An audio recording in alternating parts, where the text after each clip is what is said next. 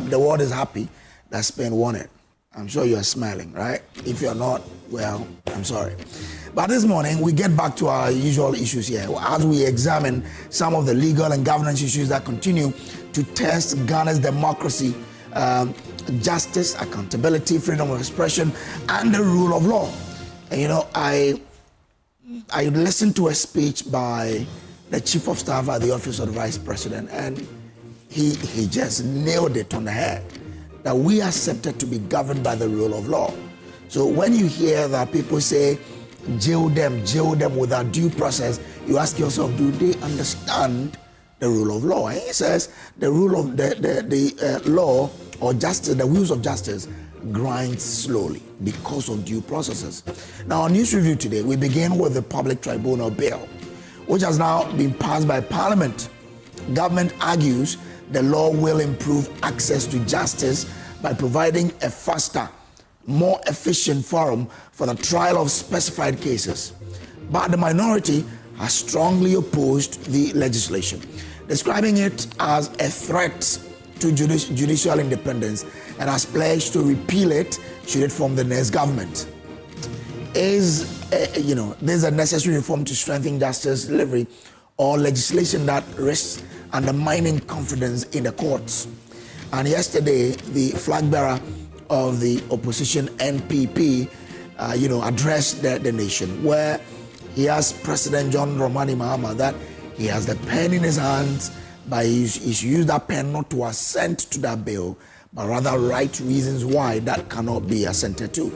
A lot of people have asked some credible questions about this, that if really you say that the courts are not able to adjudicate matters the way they have to in the faster manner you wanted, why not increase courts? Why not add on to judges? Okay, we'll examine that here on the show. We'll also discuss allegations of military brutality in Nkwanta, where claims of assault by security personnel have sparked widespread condemnation and renewed calls for accountability. I mean, look, I've seen the videos, especially the young lady. Oh, goodness me. I mean, these are allegations. We were not there. We've only seen videos and heard narration from her. But if these were done by military, you are our friends. We have to say that. Some of the excesses, they are becoming unbecoming. Look, I have a big man from my area who's a big man in the military. He's a very, very responsible person. I'm not sure persons like that could order people to do that to civilians. But when you see the way the young lady was beating, the marks on her body, and the narration that they even put something under her. I mean, that's absurd. That you ask a young lady to open the legs and you do what? For what, really? Why do we do that in this country? That because you are in uniform, you can take advantage and abuse people. Why? Yeah, maybe they have gone against the curfew rules, but aren't there better ways to handle that? Must we subject people to those abuses that are inhumane? You cannot really fathom it, really. Why? I mean, look, the gross, if you look at it, the accused being held responsible, or will the incident reinforce perceptions of impunity within the security services? So that's the question we're asking here today. And we'll delve into it. I hope that you join us as we do this. Now, the debate over false news and free speech is also back in the spotlight. The recent imprisonment of Camilla has divided public opinion, while some argue the courts are simply enforcing the law against the deliberate spread of false information. Others fear the case could have a chilling effect on free expression and media freedoms. Where should the balance lie between protecting the public and safeguarding constitutional rights? And finally, we'll examine the latest development in a criminal case involving Hanan Abdul Wahab. He's asking the High Court to strike out most of the charges against him, arguing that the charge sheet is fatally defective and infringes his constitutional right to a fair trial. Is this a procedural technicality, or does the application expose fundamental flaws in the prosecution's case? our panel weighs the legal implications here on the AM show. Now, joining us this morning, Victoria Bright, former legal advisor to former President John Akufo-Addo and an entrepreneur as well. Dr. James Bonfe Jr., a CEO of Census, lecturer at UPSA, and we'll also be joined by Don Kofu-Saini. He is Deputy CEO at the National Service Authority. And my friend, young man, Aaron Asiedo-Entry, is a member of the NPP's communications team. He will be joining us here on the show. And later on, Trent will unpack the biggest conversations dominating social media and the stories capturing the nation's attention. Look, I have a particular, attachment to that young lady who was brutalized, allegedly by the military. We need to look at it and probably ask questions of our security services. Must there be a limit to which they can, seek to instill discipline in people? Yes, we agree discipline is good, but when it crosses a certain line, when it crosses a certain boundary, I think it moves from just instilling discipline into, abuse. Because when I see video of the young lady and the narration that comes with it, no, I find it difficult to accept that this is someone instilling discipline in someone, So we'll get into it here on the show. Good morning and welcome to the AM show. My name is Samuel Kojo Brace. As usual, I do this with Emefa, Akosua, Adeti. But as we start always, we start with the AM news with Denisia Poma, AJ, my fellow hunter woman. You stay on.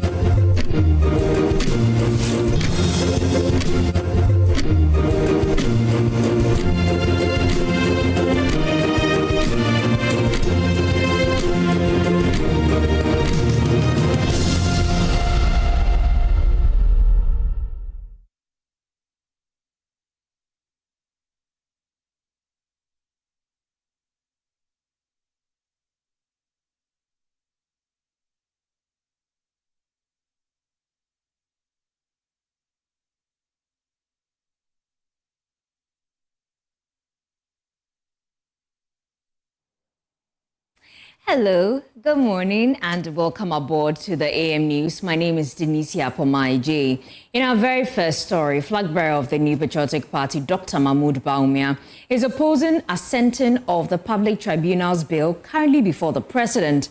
Dr. Bawumia wants President John Dramani Mahama to put a hold on the process and allow for broader stakeholder consultation.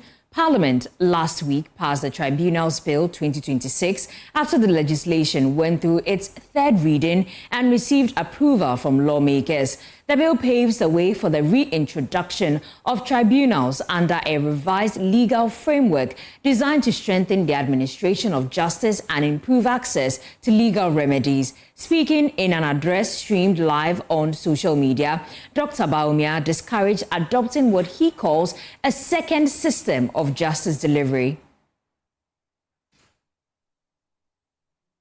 Government commands one of the largest majorities in the history of the Fourth Republic. With such numbers, Parliament can pass almost any bill it wishes. Not everything that can be passed should be passed.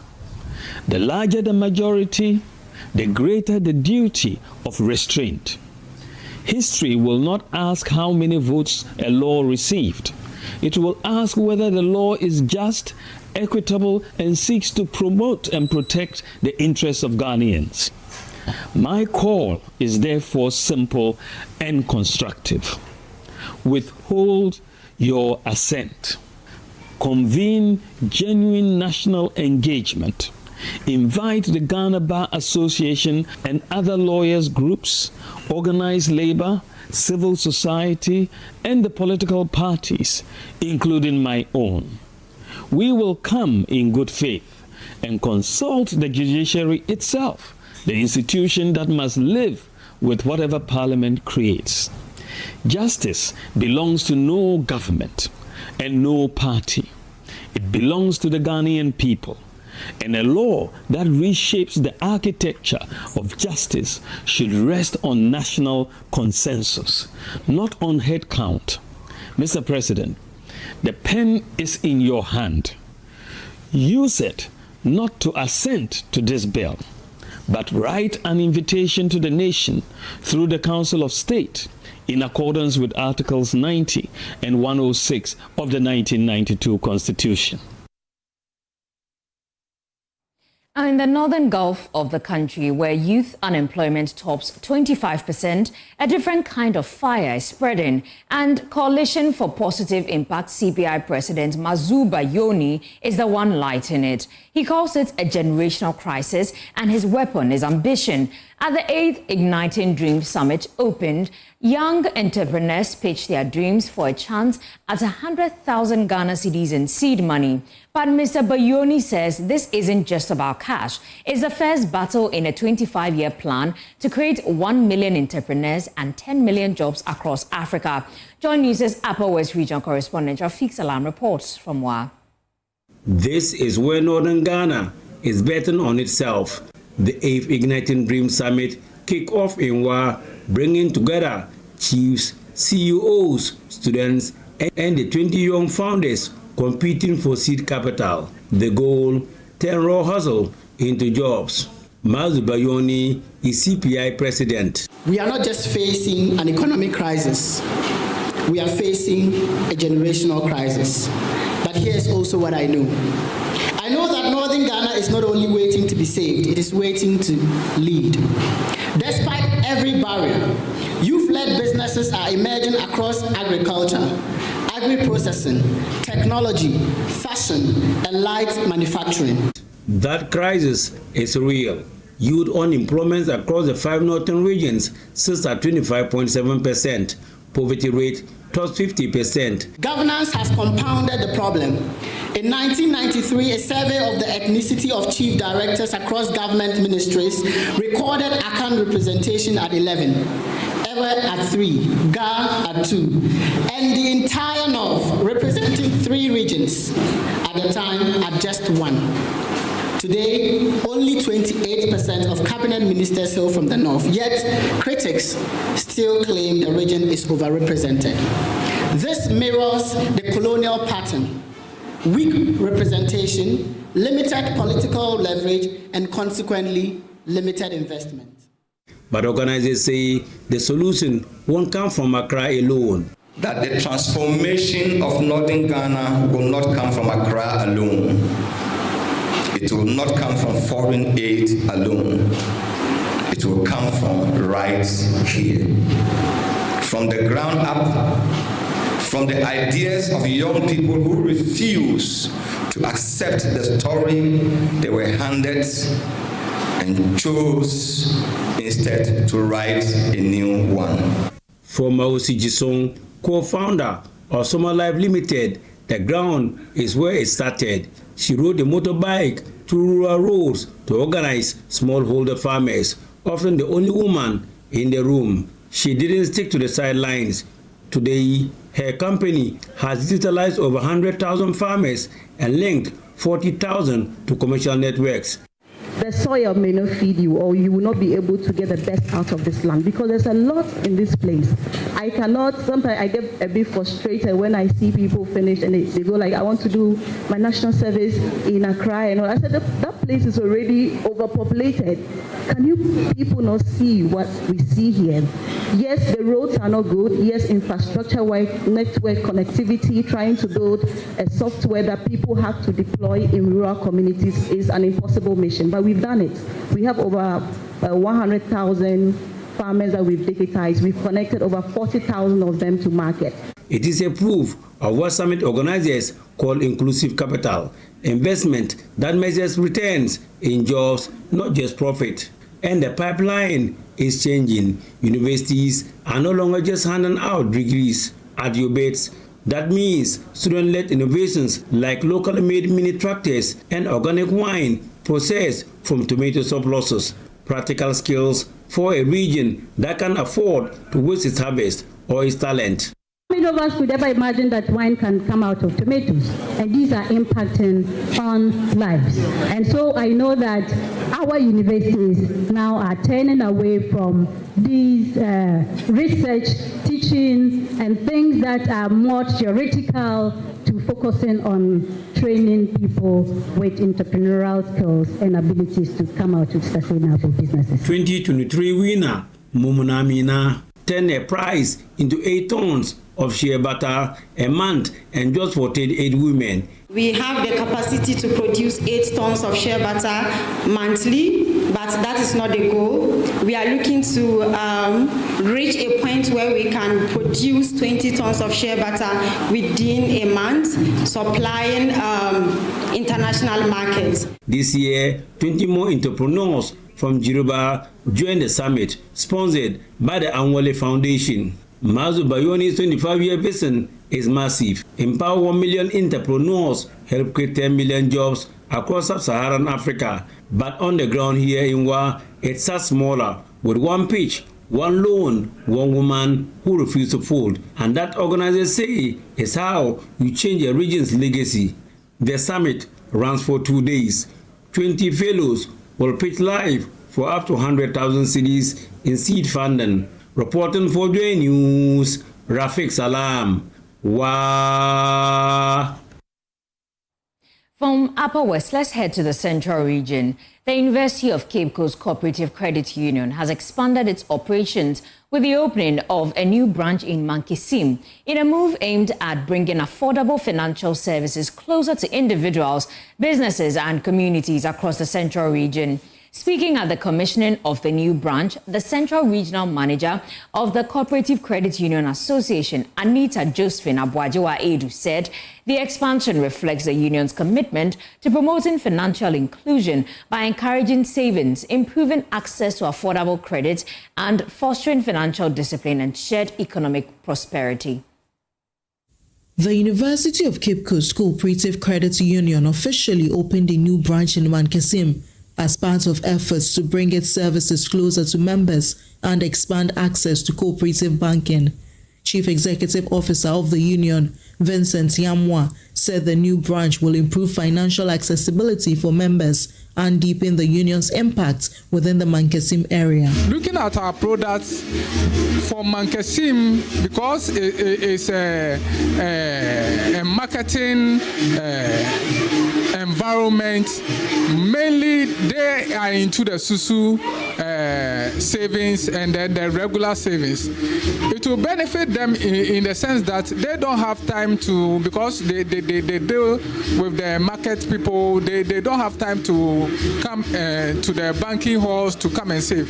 So the best thing for us to do is to go to them in their various marketplaces and then encourage them to save, take their money and come and deposit for them. Board chairman of the union, Theophilus Nati, commended the Bank of Ghana for its initiative to license credit unions in a move that will ensure public confidence in the cooperative financial sector. Well, currently, the Bank of Ghana is doing very well, trying to ensure that the financial sector is doing well. So now every credit union is going to be accredited. All over Ghana, 21 credit unions have been listed to report to the Bank of Ghana directly in terms of our activities. And UCC Cooperative Credit Union Limited is one of the 21 based on our asset side. So we are doing what the Bank of Ghana thinks we should do. So that's the secret behind it. So once you join us, there's no way we're going to fail because of the measures the Bank of Ghana has put in place. The Central Regional Manager of the Cooperative Credit Union Association, Anita Josephine Abuajiwa-Edu also encouraged more people to join the union to promote shared economic growth.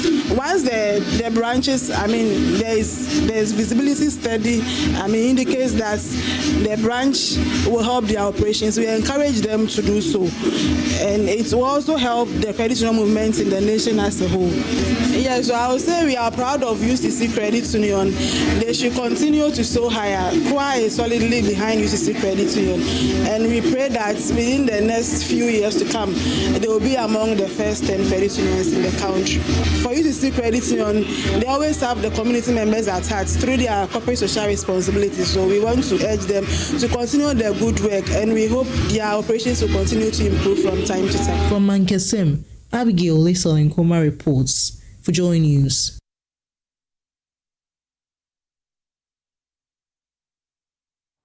Now, hundreds of young Christians converged at the Bethany Methodist Church in Jowlu for the Explode 2026, an annual youth evangelism gathering known for combining impactful worship, purposeful discipleship, and community outreach. This year's event, themed Walking in the Word and inspired by 2 Timothy 3:16-17, featured powerful ministrations, including performances by Kwekute and Team Eternity.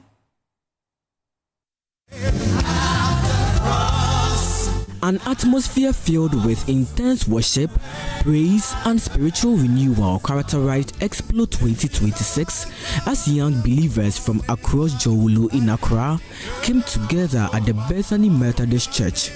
The program, organized by the Bethany Methodist Youth Fellowship, continues to focus on nurturing spiritual growth among the youth and deepening their commitment to Christ. This year's theme, Walking in the Word, drawn from 2 Timothy chapter 3 verse 16-17, shaped the direction of the night, reflecting through every song, prayer, and exhortation. Ministrations on the night came from voices of praise,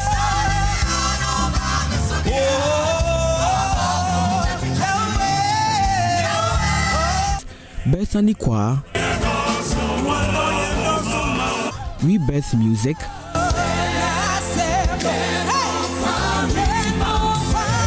Emeralds of Praise,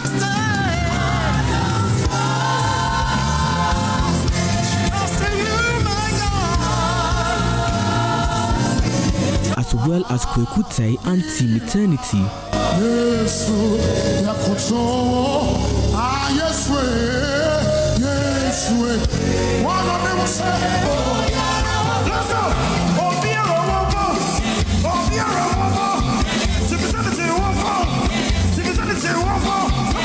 Circuit Minister of the Jowlu Bethany Methodist Church, Reverend Joshua Cherubdogan, says the initiative is being leveraged as an effective tool for evangelism. This program has about 3 prongs. Number one, it's a tool for evangelism, attracting the people all over the area to come and see the power of God in our life. Number two, to strengthen discipleship and make leadership among the youth, something that we can cultivate for time. And number three, it's a means to lift up our hearts and mind unto God for His goodness towards us. He further urged more young Christians to participate in subsequent editions of the program. So by this, we are inviting all of you to come join us next year around this month, around this week. We will be praising God with what we call Explode. Beyond the worship experience, Explode 2026 is geared towards impact. Proceeds from the event will support ongoing prison evangelism initiatives, taking the message of hope to those outside the church.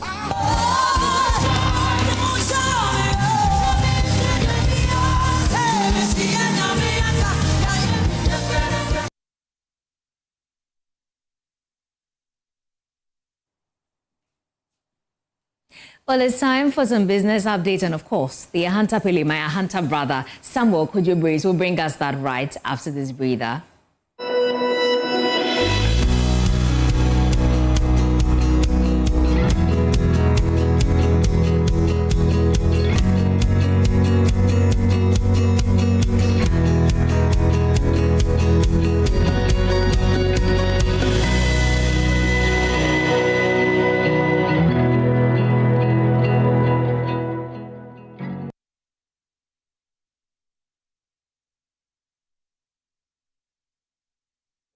Business updates now.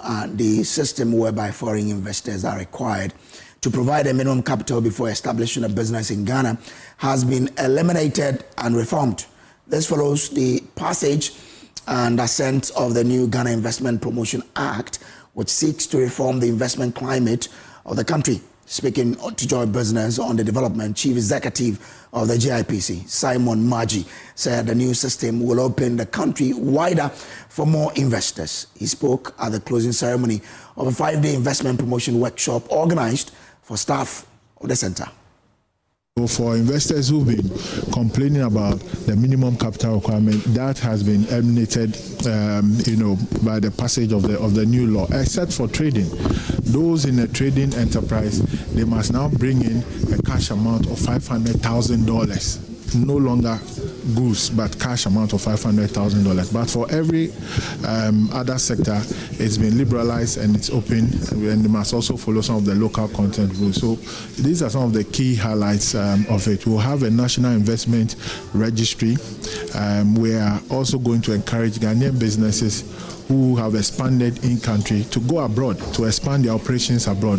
With the objective is ultimately to create some of the global businesses that we see around by encouraging our Ghanaian businesses to do so. And those regulations will also come up. There's also an interesting part, which is setting the tone for investment by citizenship, working with the Minister of Interior to come up with the modalities for that. All of these are in the new act that has been assented to by the president. But this makes us an authority.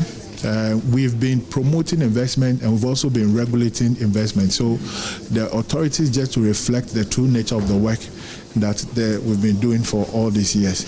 But ultimately, we cannot say that Ghana is open for business without reforming our basic investment law. And this is what His Excellency the President has done. Now, Chief Executive Officer of the Greater Accra Poultry Farmers Association, Ali Mohammed, has raised concerns over what he describes as a disconnect between policy formulation at the national level and the realities faced by poultry farmers across the country. Speaking on Joy Business's special discussion, Can Ghana Feed Itself? The Future of Poultry Beyond Akoko-Nketse, Ali Mohammed said policymakers must engage more directly with stakeholders in the poultry value chain if the sector is to realize its full potential. This wonderful initiative by Nketse. But to solve the sector problem, Nketse can never do anything. Looking at the policy documents, probably on the paper, it looks very wonderful. But looking at the first phase, if it's anything to go by, actually, the policymakers need to calm down. They need to calm down. Because look, there's a disjoint from the local to the national level. There's no coordination in policy implementation, how to roll out. Look, my brother, we are more interested in the value chain beyond only raising the best. How do you increase your maize production? How do you increase your soya meal production? These are the major components in poultry production. There's a total disjoint. Whenever we approach these policymakers, we are not in for the freebies. We want this thing to be sustainable. But there's a lack of coordination. You go to Minister of Trade, there's no information for you. You come to Minister of Agric, nobody's willing to open up for you. The veterinary service, everything is in shambles. Look, it is not for nothing that people were rejoicing when the mere mention of Nketse. When we saw the intervention being to be led by government, we say, hallelujah, government is going to do something wonderful. But after some few months into the first phase of the implementation, we said, no. It's just only a catchy phase.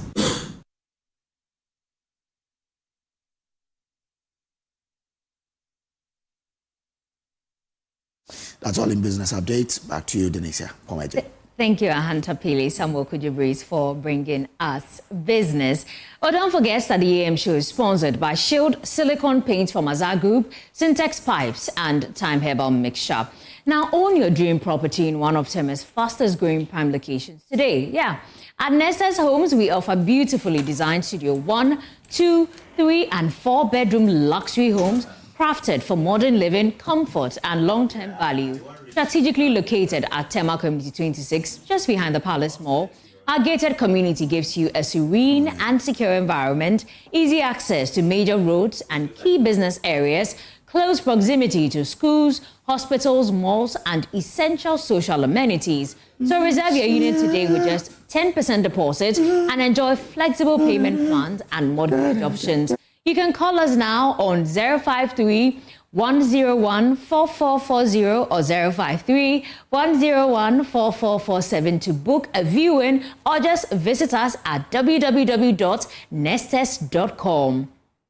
Now, Ghana's digital economy is expanding rapidly, creating new opportunities for businesses, consumers, and financial inclusion. But sustaining that progress will require stronger security, greater collaboration, and renewed public confidence.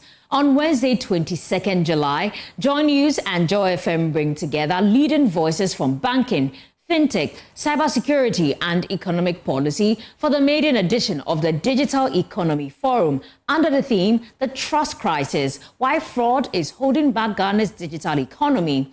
The forum will explore how Ghana can stay ahead of digital fraud, protect consumers, and build a safer, more trusted digital economy.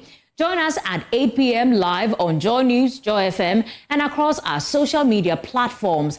The Digital Economy Forum is brought to you in partnership with Hubtel. Technology is driving Ghana's digital future. Trust will help it thrive. Well, that's it for the AM News. For more news, I know a place. Of course, I recommend you log on to myjoyonline.com. My name is Denisia Pomaije. Up next is sports, and while later we'll have our news review. Have a very lovely Monday.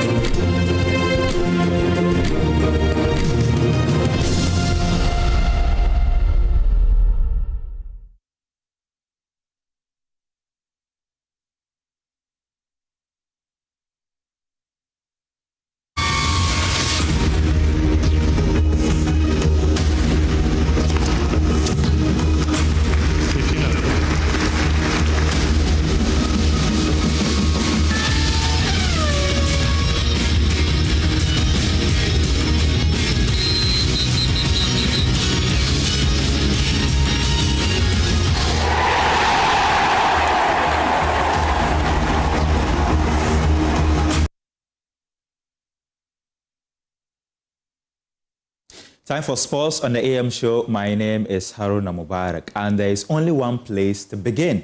MetLife Stadium in New Jersey, where Spain ended Lionel Messi and Argentina's hopes of retaining the FIFA World Cup title. La Roja created the better chances throughout the contest, but couldn't find the breakthrough in regulation time. It took extra time for Ferran Torres to finally break the deadlock, sealing a hard-fought 1-0 victory and securing Spain's second FIFA World Cup title. Highlights for you. And it stops for a game.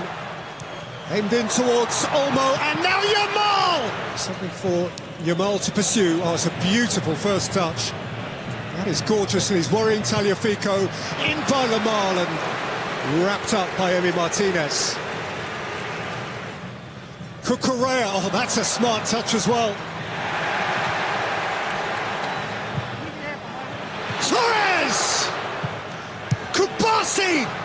Marino! Ferran Torres! And Enzo Fernandez is walking.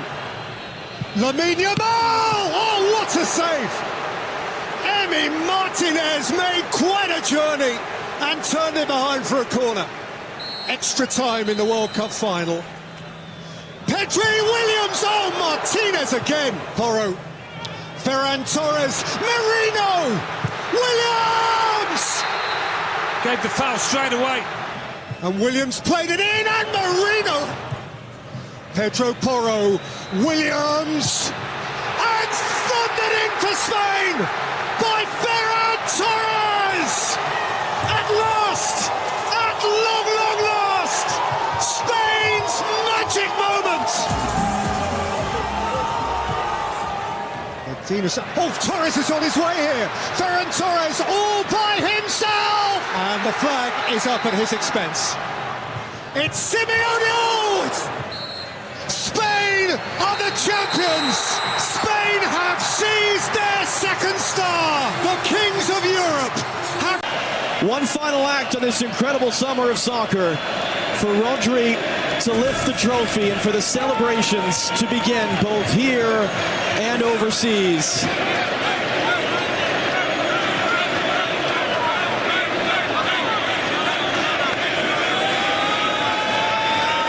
And when Rodri's ready, here we go.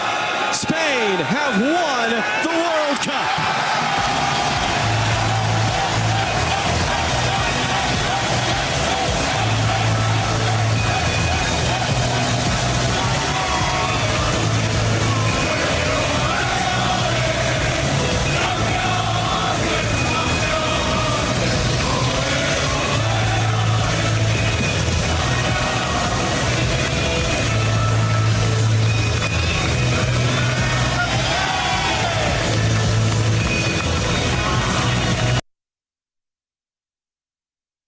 My colleague Mufta Nabila Abdullahi was at the MetLife Stadium for the final and has been bringing us unique insights from Spain's historic triumph.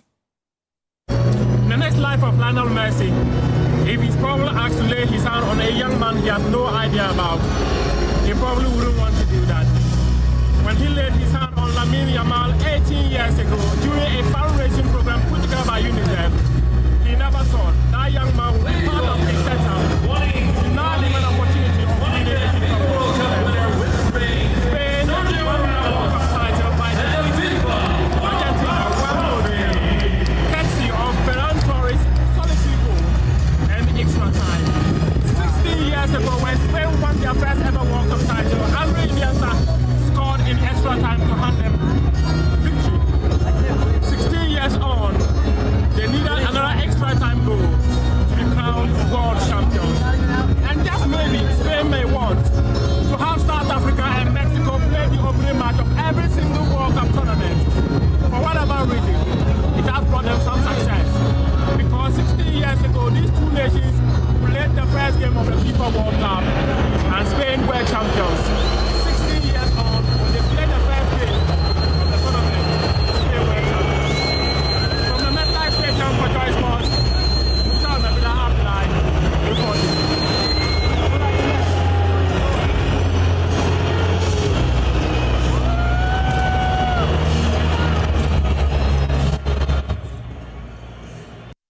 Now, as thousands packed the MetLife Stadium for the final, football fans in Ghana also came together at the Electroland Ghana, where Joy Sports hosted its FIFA World Cup final watch party.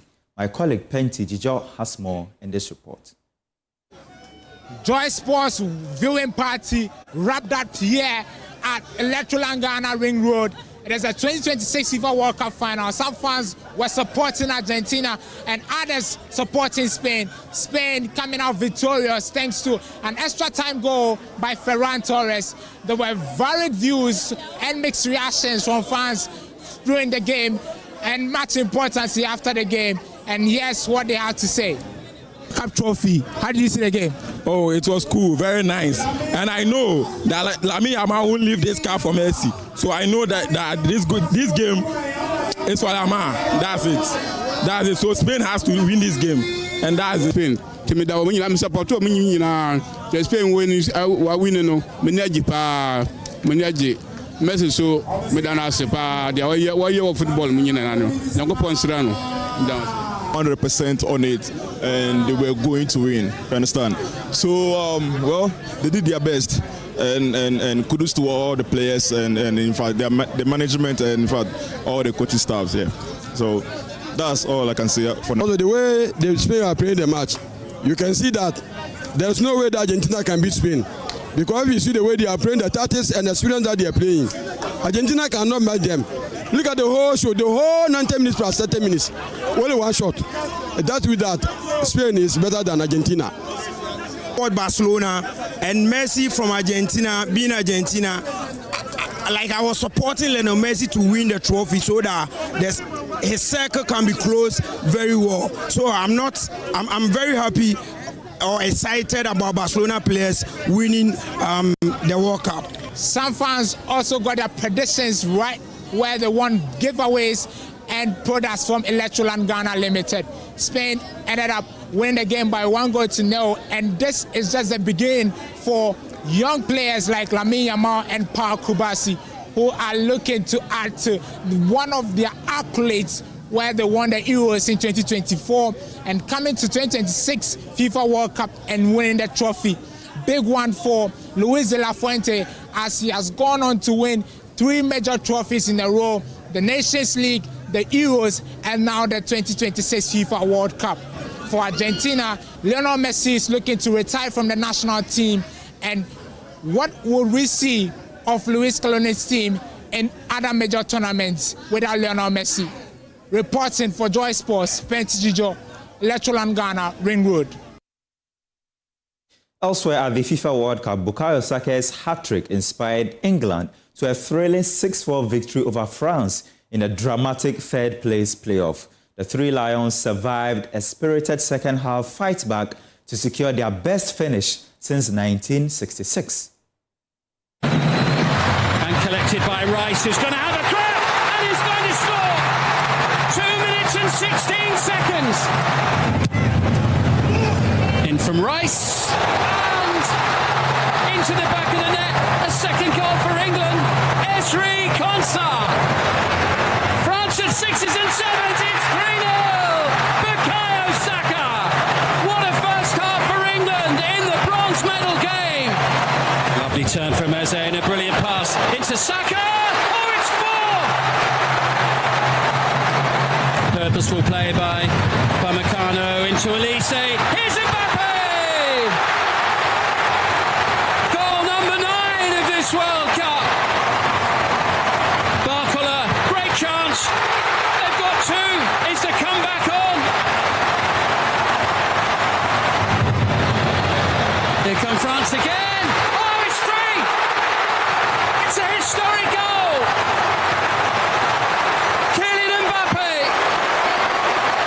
Rodgers into Jed Spence, who goes down, and England have got a penalty kick here. He can! Great penalty. Maignan, no chance. It's a World Cup hat-trick for Bukayo Saka. France looking for a 4th goal. It's Dembele, and they found it. 5-4, a 9-goal thriller in Miami. And suddenly, it's France who are backtracking. Bellingham, it's brilliant. Is it going to be number 6? Oh, you bet it is. What a way to sign off at the end of the World Cup. It was.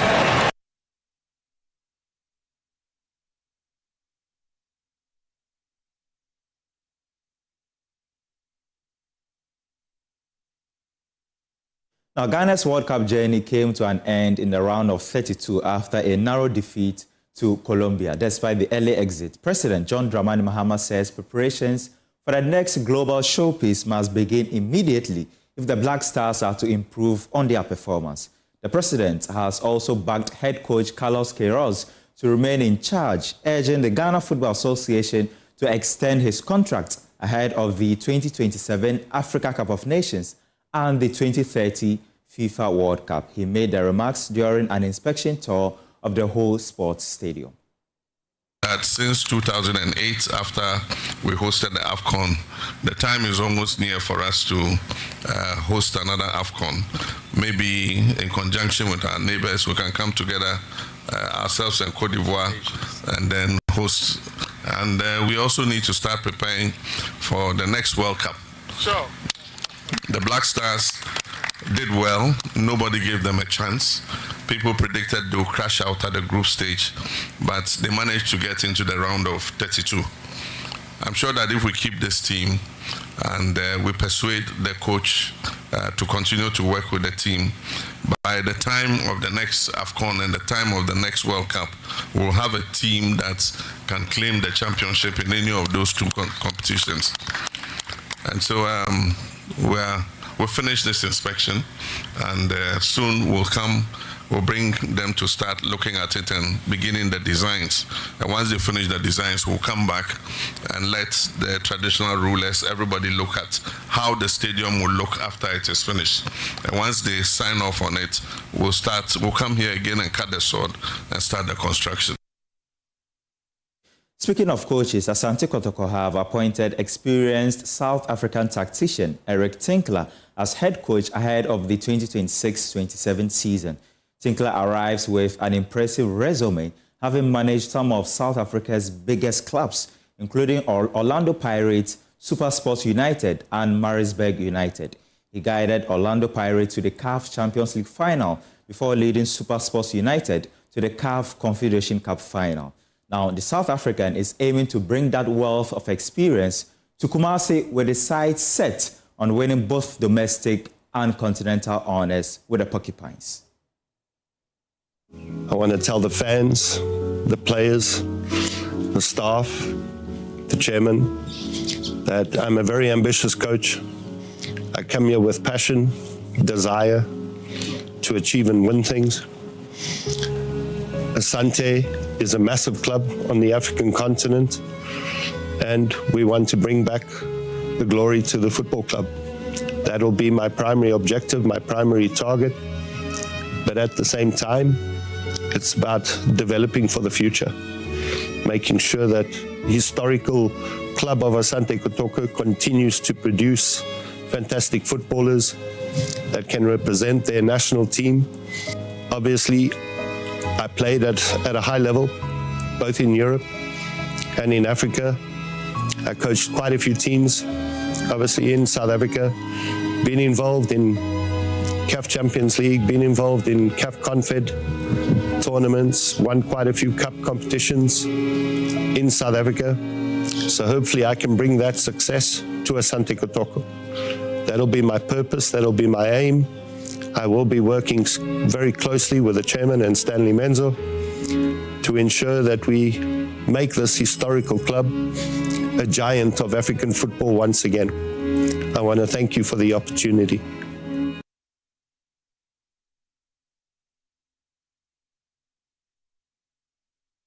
Of the sports segment on the AM show, my name is Harun Mubarak. Have a good morning.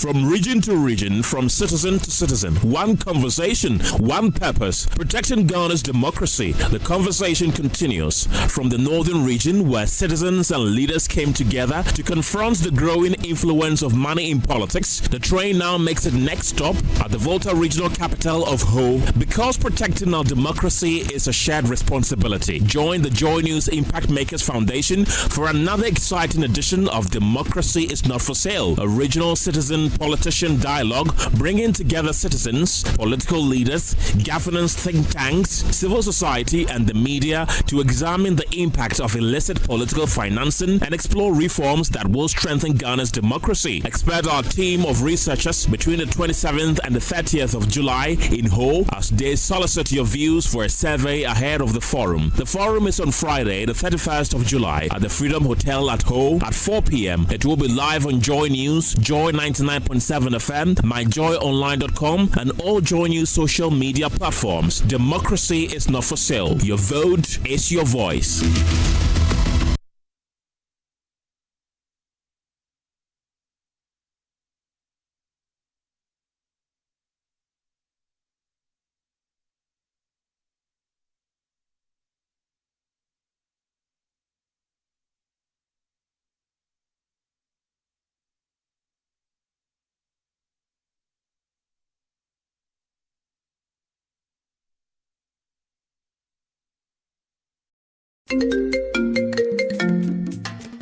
Hello, my name is Pamela from Customer Service. Please revalidate your account by texting your Ghana card number to 0500,000 247. Hey, Abili, wabidim. Madam, give me the numbers behind your ATM card. I'm calling from the head office. An email was delivered across to our customers this morning. Confirm if this is your bank account 100,100,100. Thanks for sending your bank card details. Send the OTP now to avoid cancellation. EcoBank will never call, email, send an SMS asking for your PIN, OTP, bank card, or Ghana card details. Don't get played. EcoBank, the Pan-African Bank. Hello, please, I'm calling from Customer Experience Center.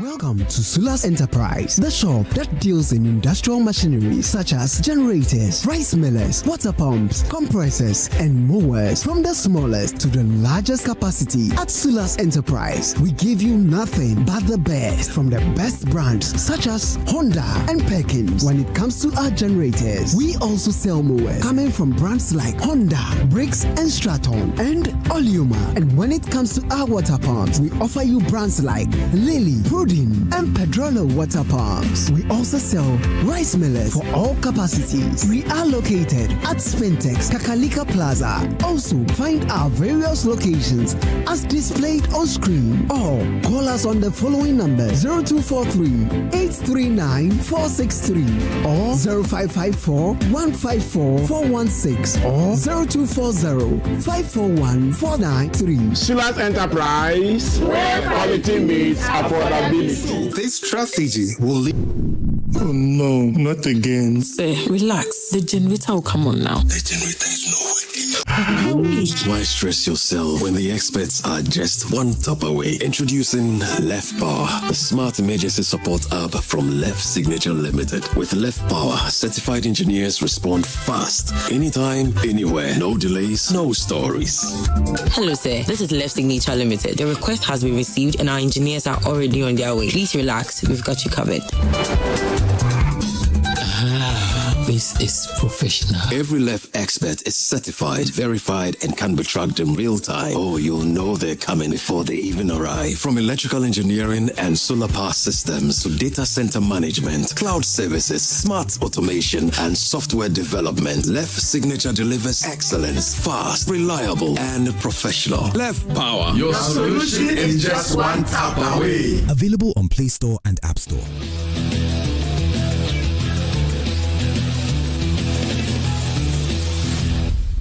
Zuera Mohammed Ibrahima, the Honorable Member of Parliament for the good people of the Salaga South constituency.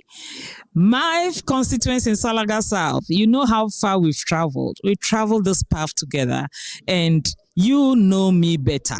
And I know you can go anywhere in this world, thump your chest and say, our Member of Parliament's democracy is not for sale. She's never sold it and she will never sell it.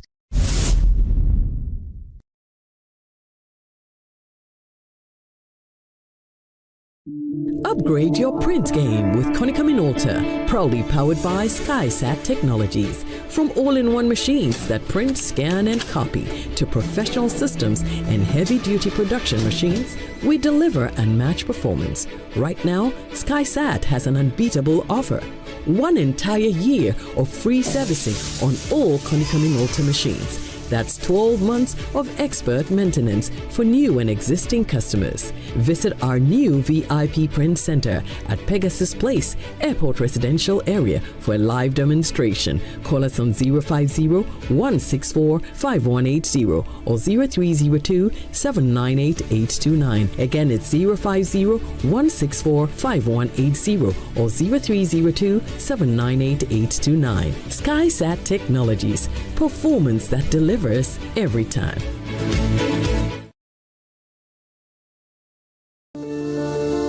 Palladium Residences in Achimota isn't just an address, it's the home you truly earned. Secure your place with just a 10% deposit and choose from beautifully designed modern apartments or spacious townhouses built for everyday comfort. This is more than a building. It's a vibrant, curated community with a clubhouse, state-of-the-art gym, and an on-site hotel, all at ABC Junction, minutes from Achimota Mall. Enjoy city energy while retreating to your private sanctuary. Call now to reserve your unit and benefit from limited launch incentives, including priority unit selection, executive pricing, and flexible payment options available. Don't miss the chance to pick the best homes. Book your private site visit today. Call 050-9823-424. Palladium Residences. Live smart, invest better.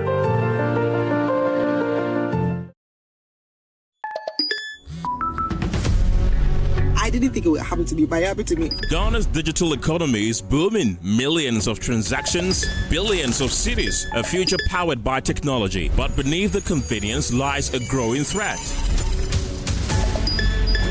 Now it's becoming more towards digital fraud.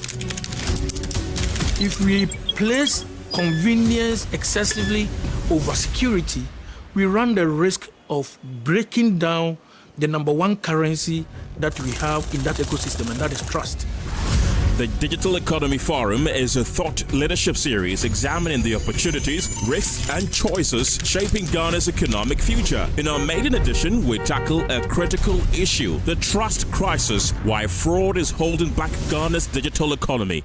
We need to have a 360-degree solution. Join Head of FinTech and Innovation at the Bank of Ghana, Elhanan Oreku Asare, Economics Professor Godfred Bokpin, CEO of Ghana Association of Banks, John Ewua, Executive Chairman of E-Crime Bureau, Dr. Albert Enchibuesiako, Chief Risk and Compliance Officer at Mobile Money FinTech Limited, Godwin Tamaklo, Deputy Director General in charge of Technical Operations at the Cybersecurity Authority, Stephen Kojo Seshi, and Head of Internal Affairs at Haptel, Ebenezer Bofor.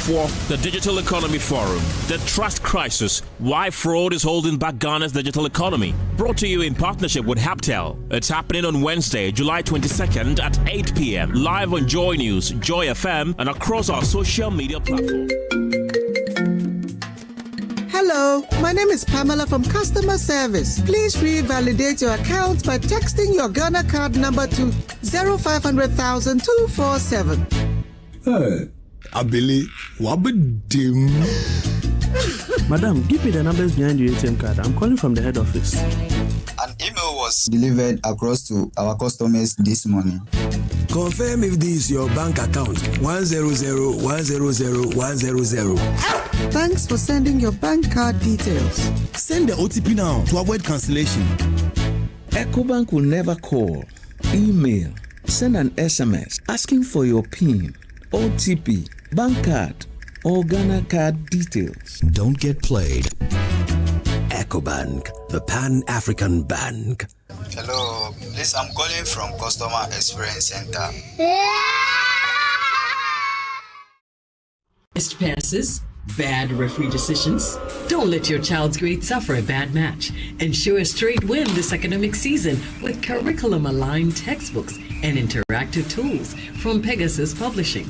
From preschool to senior high school, we have the exact game plan your kids need to ace their classes. And because it's World Cup season, you get a massive 20% off every single book.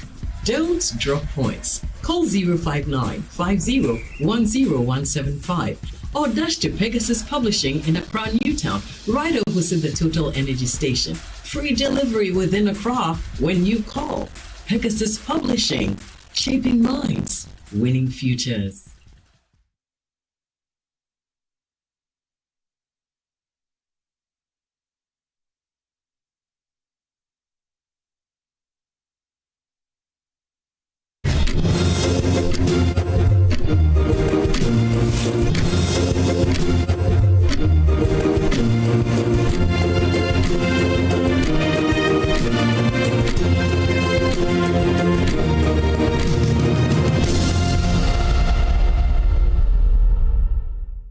Climate change is often seen as an environmental problem, but for many African communities, it is becoming a health emergency. Floods are contaminating water sources.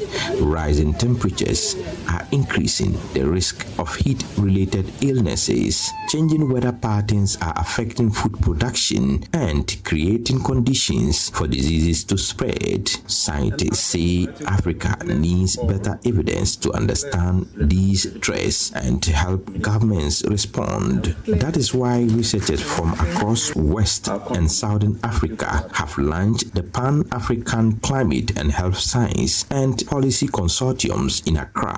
Ghana's Director of Technical Coordination at the Ministry of Health, Dr. Hafiz Adams, says the continent can no longer treat climate change as an environmental issue alone. Climate change is no longer a distant environmental concern.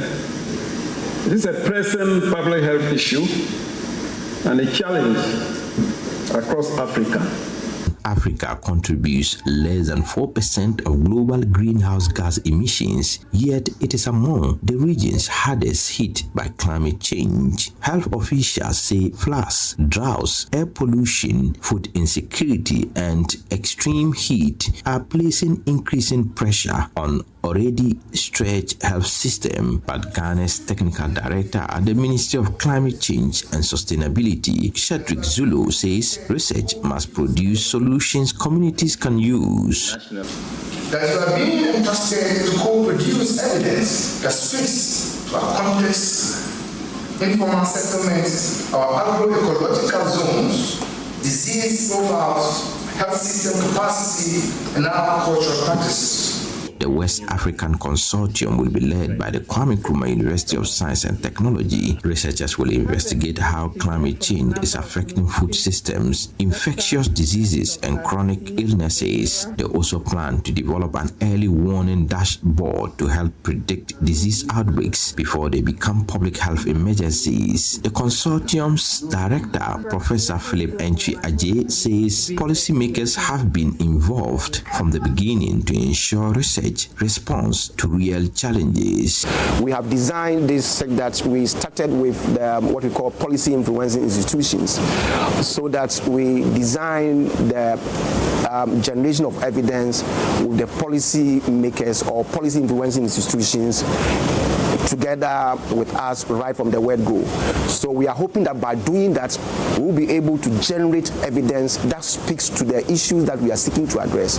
How climate change affects food systems, how climate change affects health. In Southern Africa, researchers are focusing on challenges including extreme heat and flooding. Professor Matthew Keswick, who leads the Southern African Climate Change and Health Consortium, says the impacts are already affecting communities. Southern Africa Consortium for Climate and Health, and I look really forward to working with the Western Africa Consortium.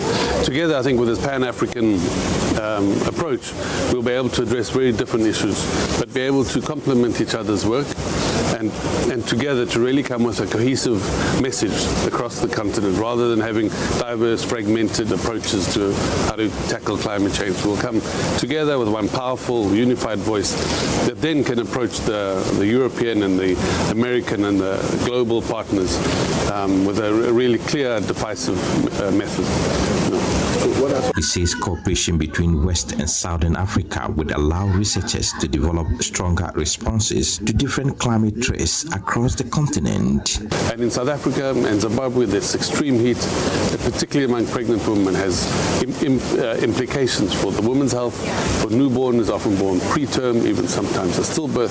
So we tackle these issues, both understanding the data, understanding what the actual impact is, what is the cost of it, but also what we can do about it, and how do we go about making the policies and the finances that we can respond to this really grave burden that is facing the population in these areas. The initiative is supported by the Wellcome Trust, which is investing £40 million. The organization says the investment is aimed at strengthening Africans' ability to produce climate health evidence that reflects the realities of communities on the continent. Head of Capacity and Field Development at Wellcome Trust Climate and Health Team, Moni Wathama, says Africa faces some of the greatest impact of climate change despite contributing relatively little to global emissions.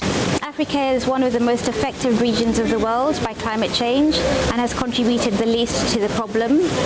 At the same time, Africa has the least amount of evidence and scientists to help identify what are the most effective solutions to help address the climate and health challenge on the continent. She says the goal is to support research that can directly inform decisions and help communities prepare for climate-related health risk.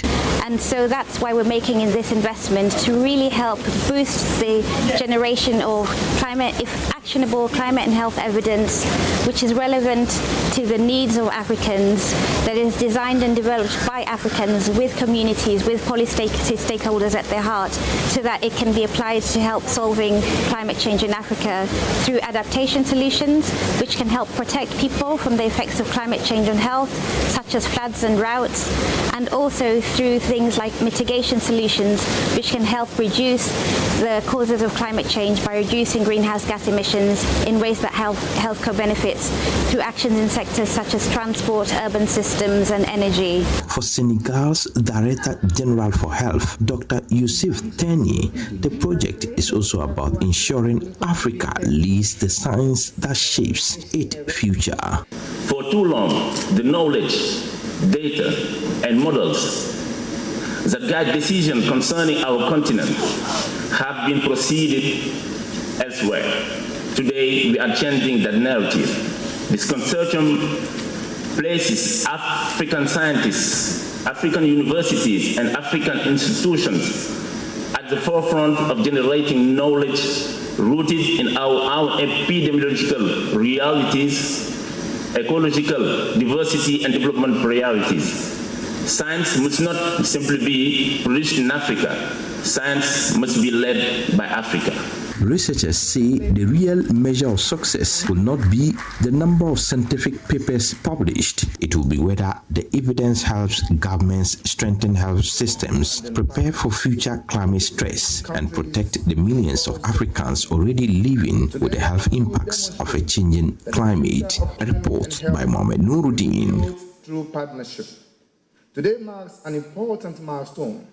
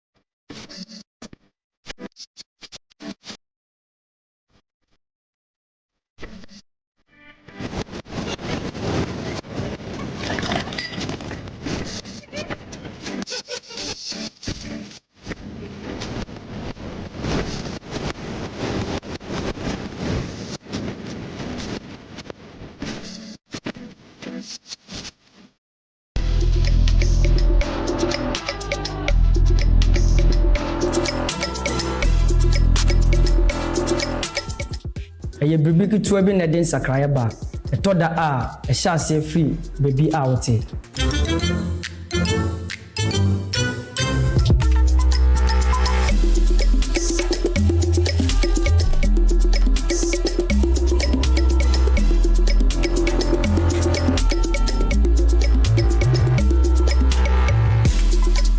Ohwepa enye dede na emom eyedin bre a obiara ani ni so.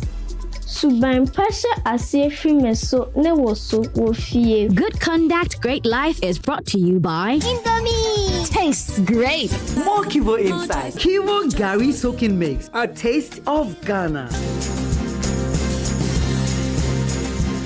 Another week is here on the greatest of all time show. My name is Giovanni Clip, and Tonight, we're bringing you talent. Contestant number 1, let's bring Emefa. Let's bring. You did for you. Cut. Oh, there is a leakage. Where's the plumber? For quality and durability, insist on Syntex pipes. If you want quality, this be where you belong. Strong, tough, and reliable. Your perfect match to your trusted Syntex pipe. Syntex pipe, it dey carry water, no wahala. Syntex pipe, it dey make water dey flow. Syntex, strong, tough.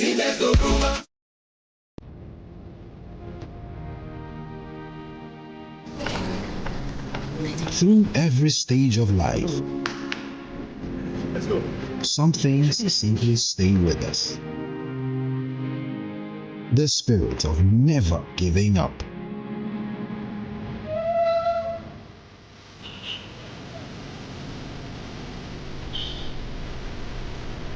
A throwback to a bygone era. Love was service. The silent statement of love.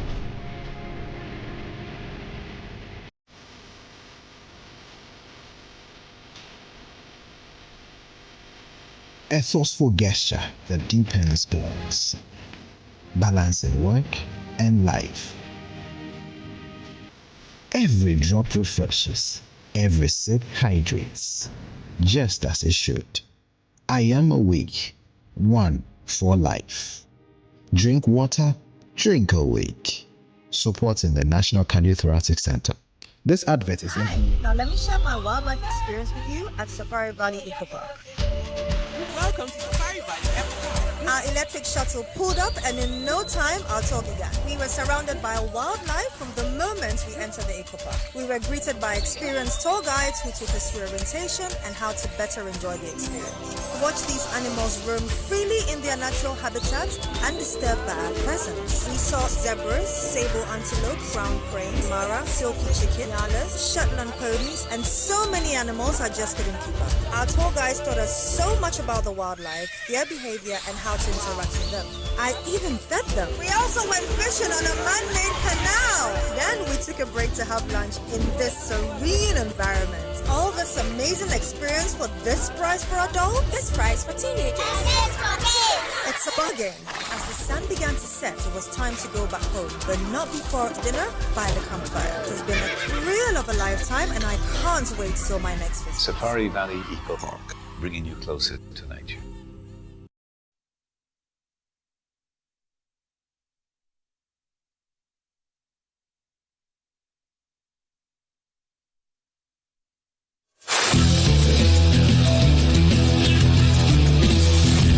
From region to region, from citizen to citizen, one conversation, one purpose, protecting Ghana's democracy. The conversation continues from the northern region, where citizens and leaders came together to confront the growing influence of money in politics. The train now makes its next stop at the Volta regional capital of Ho, because protecting our democracy is a shared responsibility. Join the Joy News Impact Makers Foundation for another exciting edition of Democracy is Not for Sale, a regional citizen politician dialogue bringing together citizens, political leaders, governance think tanks, civil society, and the media to examine the impact of illicit political financing and explore reforms that will strengthen Ghana's democracy. Expect our team of researchers between the 27th and the 30th of July in Ho as they solicit your views for a survey ahead of the forum. The forum is on Friday, the 31st of July at the Freedom Hotel at Ho at 4 p.m. It will be live on Joy News, Joy 99.7 FM, myjoyonline.com, and all Joy News social media platforms. Democracy is not for sale. Your vote is your voice.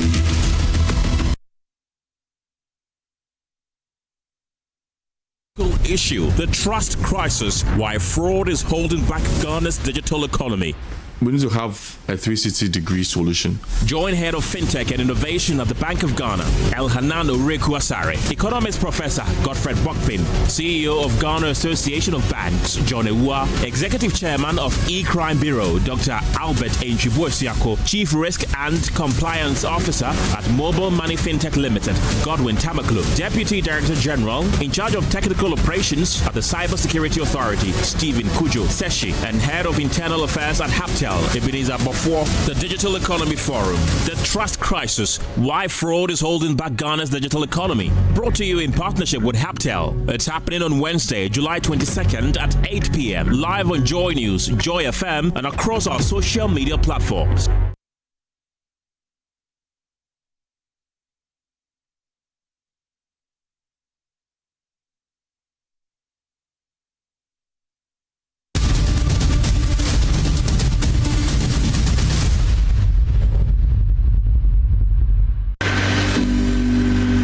On how to deal with rising temperatures? How about the threats posed by extreme weather to livelihoods and food security? Guess what? There's hope. Farmers are adapting. Innovators are finding solutions. Communities are building resilience. Organizations are leading change. Catch the all-new season of Climate Focus on Joy News, a weekly series that walks you through the interventions and practical solutions helping people confront climate change and build a more sustainable future. Climate Focus every Thursday in all Joy News bulletins, radio, TV, online, and digital media. Climate Focus is brought to you by Joy News in partnership with CDK and Ghana, Beyond the Science, and the Ministry of Foreign Affairs of the Netherlands and the International Development Research Center IDRC Canada.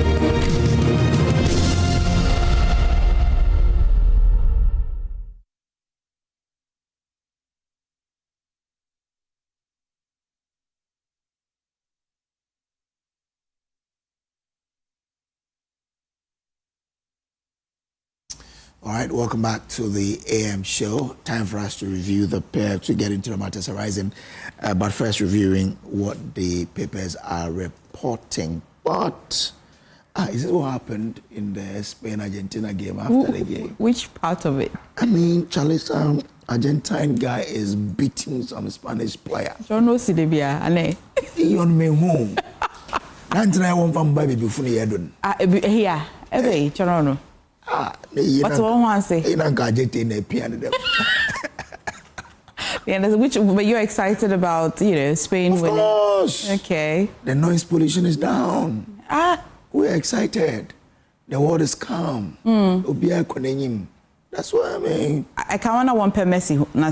Oh, it's on the put on here, but the point is that Spain will need. There's a Ghanaian in there. Nico Williams. And then he was the assist. The assistant. And so or Kojo. Before they scored, yeah. No my assistant, a guy in a Bosheno. Or she go FIFA 4. What's on your go? Well, yeah, As in Chenia, in chunk of what's in front of the newspapers, exactly, right? Yes. Okay, a lot has been happening. Most of the things happening here is on Kojo's desk as well. They'll be discussing it, but quickly, Daily Graphic this morning. MMDAs spent 22.4 million Ghana cedis to collect 10.26 million Ghana cedis. Auditor General's report highlighting a new disturbing trend. So, Kojo, I just took a casual look at the story, and it suggests that between 2021 to 2025, the revenue collectors at the MMDA levels, if we put the years together, how much we pay them in terms of salary is more than how much they're able to collect. Look, I thought the M was bill, so I was going to say, but that is good. That is woeful. No, so they collect this amount, but this is how much we pay them between 2021 to 2025. No. Yeah, what does that mean? Should we intensify the collection or should we reduce the payment? No, it's just no. It's not the payment to the staff. Yes. We should just find ways of automating it. Yes. I think they piloted such a system in Sekadi Takrade, where it's automation. I think they started at the port or so. Once it's automation, it's end-to-end. Oh, well, if you have to pay your property rate, there's a revenue collector that's to go around to collect it. No, I remember in the last government, they were bringing something. There was an app which you were going to pay through your You can just... But would you? Are people willing to?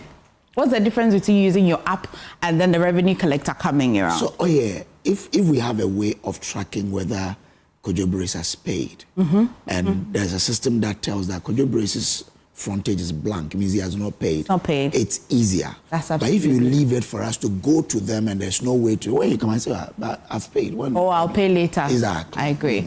Anywho, so let's preserve democratic values. Justice D.F. Annan defended. So Minority Leader, I think this is in commemoration of the 20 years anniversary of the first Speaker of Parliament, and this is where he's been making some of the comments. Also, Petrosol CEO touts downstream gains. Story is on page 53 of the Daily Graphic. Quickly, police vow action against officers over alleged assault on graphic employees. So around Greater Estate, a graphic communications limited employee, I think he is a driver, went to report to the police that some of their police personnel mistook him to be an armed robber in the middle of the night and beat him up. So that's the report he went to lodge at the police station, and the police has been saying that they're definitely going to work on that. Supreme newspaper this morning, Nana B enters race for NPP National First Vice Chairman. What do you think?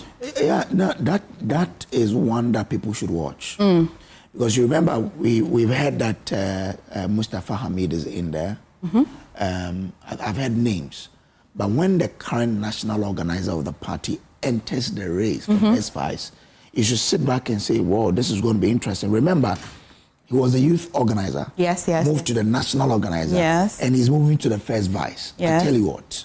It's something to look at. He stands a good chance. He stands a good chance. Right. Because he won from youth organizer to be organizer. So there's he knows how to win. Yes. That's a good thing. Yeah. Well, wish him all the best in RB as well. NPP must regain trust of businesses through new prosperity agenda. Afoko, the man as well who is hoping to be chairman of the party, still speaking. Edu Boahen case, defense cruises to victory as prosecution admits absence of key evidence regarding the 49 million Ghana cedi story, as well as in the Supreme as well. Massive demolitions at Matayeko, and this is how a fake family head imposter aided by national security operatives destroyed properties without court orders. So this Matayeko is one on the Efenya stretch, not the one around Ansuman. This one is around the Efenya stretch. There has been a legally recognized elder or leader of that family, but there has to be another one who's always been contending, who the paper suggests has connived with persons of national security to demolish properties of people at a particular area that is still under contention. Can national security operatives take themselves out of this? I don't know how. We see them. This is a family feud. I really want, and here this is without court order. It's a story to look out for. When it comes to land guardism and demolition, you hear national security, here and there. Is there a way we can sanitize that? Because in other jurisdictions, you don't see them doing this. National security, national security there. Well, yeah, that's a story we'll look out for, right? And Ghana's Smith success inspires Zambian delegation on wealth management. Story is on page somewhere. You'd find it in the Supreme newspaper. And court slumps unlawful dismissal of former employee of First Bank of Ghana are vindicated. So sorry, yeah, Kojo, you want to take a casual look at that? This one, if you won't, just pay me the damages, let me move on. Yeah, I know, right? Akosua of Ejimako, Kojo, what's the name of that town? Cromeno, under investigation for alleged illegal medical practice and abortion. Kojo, go straight to that story. Let's get some quick briefing. So the BNFT this morning is also reporting on how, or they're asking the question, is Cocoa Board rebuilding investor trust ahead of $1 billion bond? Okay. Story is on page 3. You're going to find some stories. For that story. We'll go back to the Akosua story. Now, authorities are being urged to expedite investigations into Mr. Daniel Ampong, the Akosua of Ejimako Cromane, following serious allegations of operating an unlicensed health facility and performing illegal medical procedures. Unlicensed. Okay. Health facility. All right. And performing illegal medical procedures.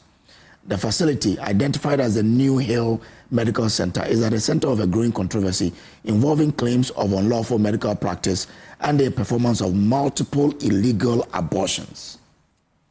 The case, which has drawn significant attention in the Central and Ashanti regions, began with Mr. Ampong's arrest by the Kenyasi police. Following initial proceedings, the case was transferred to the Ashanti Regional Police Command headquarters for further investigation. However, nearly 3 months have passed since the transfer without a significant update from the crime officer in charge, prompting concerns over the pace of the legal process. That's interesting. Yeah. Very interesting. Well, so the question, if you want an answer to that question here about Cocoa Board, you'd find it on page 3 of the BNFT. Bayport as well reporting a strong H1 2026 performance. Story is on page 9, Kojo, and how MIF has been posting a 1.1 billion audited profit in 2025. Story is on page 2.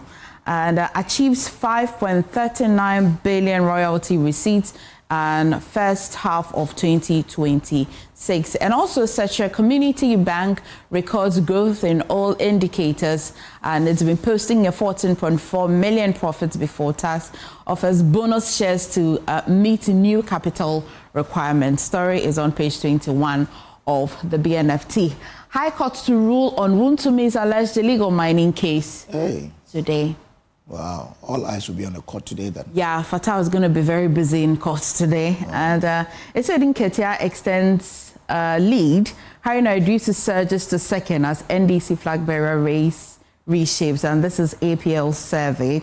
And also forcing to unveil government's new economic strategy in mid-year budget review. But the NDC story means Haruna is a strong guy. Remember, this is by APL. Yes. The Global Info Analytics also puts Atoforsen as second and brings Haruna third. Remember, Haruna has always said he wants the vice president. Yeah. So even a man who has not, put himself out there is getting this support. What would it be like when he puts himself? Haruna is quite a titan in the NDC. I'm not surprised that it is. Ghana needs stronger courts, not a parallel justice structure. Dr. Baumia on tribunal bills, and this is on your desk, Kojo. You're discussing. And the minority demands foreign minister's briefing on Ghana-South Africa relations after Isaac's killing. We understand that the body has since been brought to Ghana. That'll be all for the headlines. You definitely want to stay for the news review, Kojo. All right, so do stay for it. But let's start from telling you how the weather will be today. When I went out there earlier on, it was quite cloudy. Will it be same throughout the day or what? Watch this.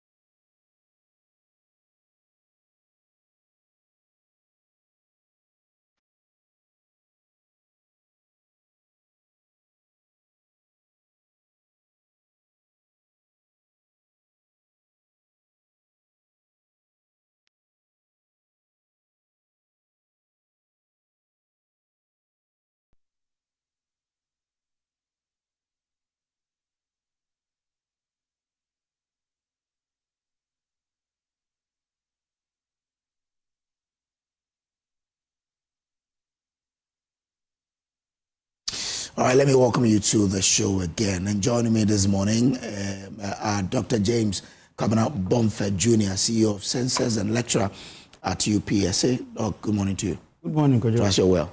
Oh, the grace of God is keeping me. My forebears, they said, it's only the dead that is poor.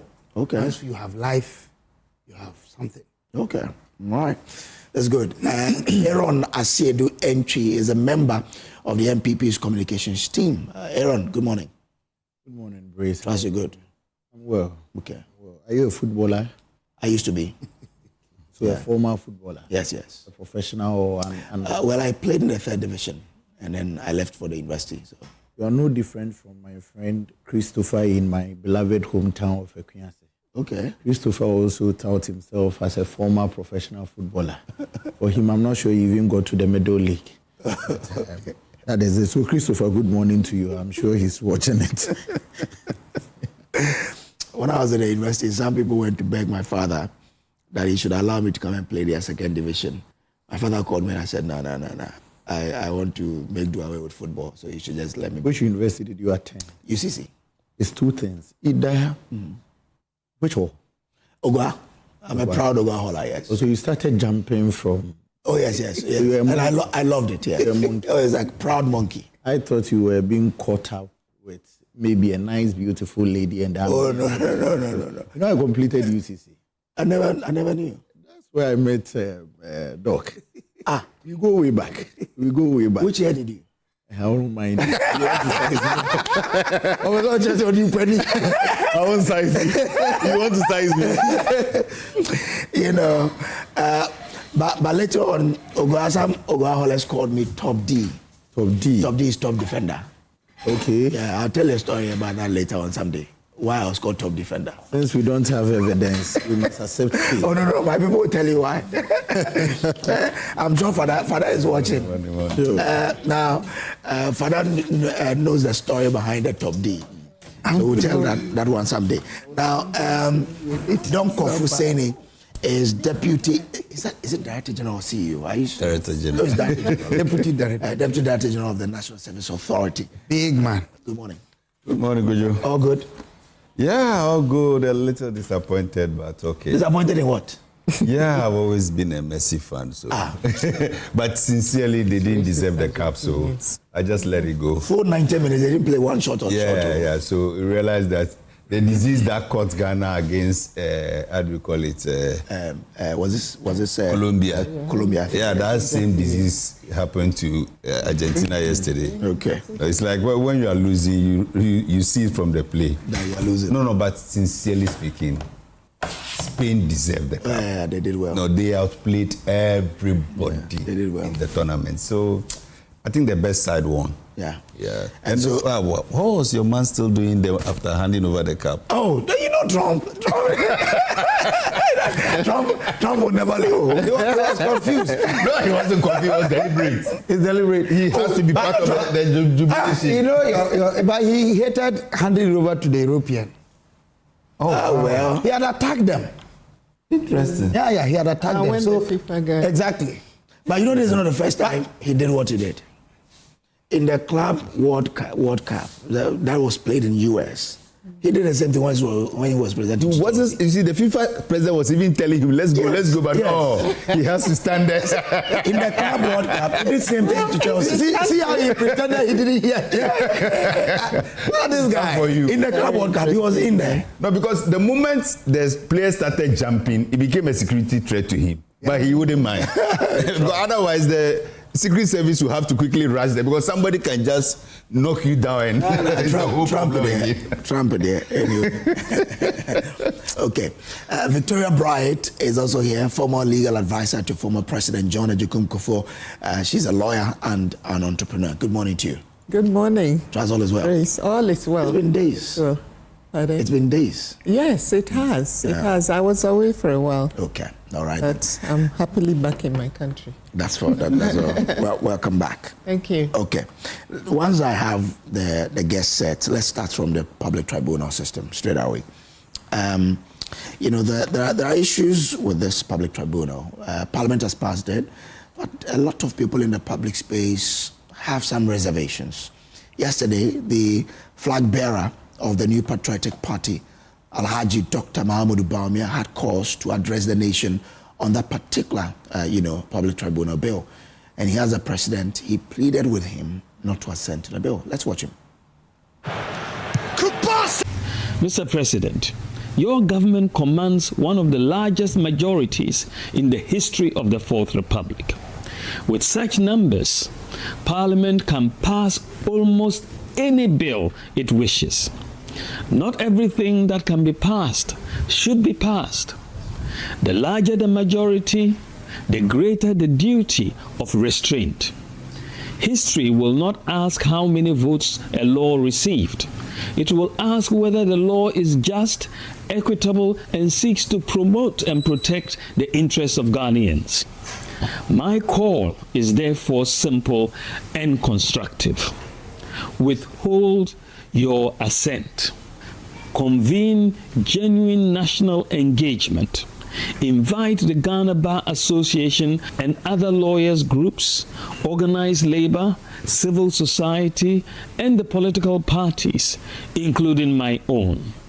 We will come in good faith and consult the judiciary itself, the institution that must live with whatever Parliament creates.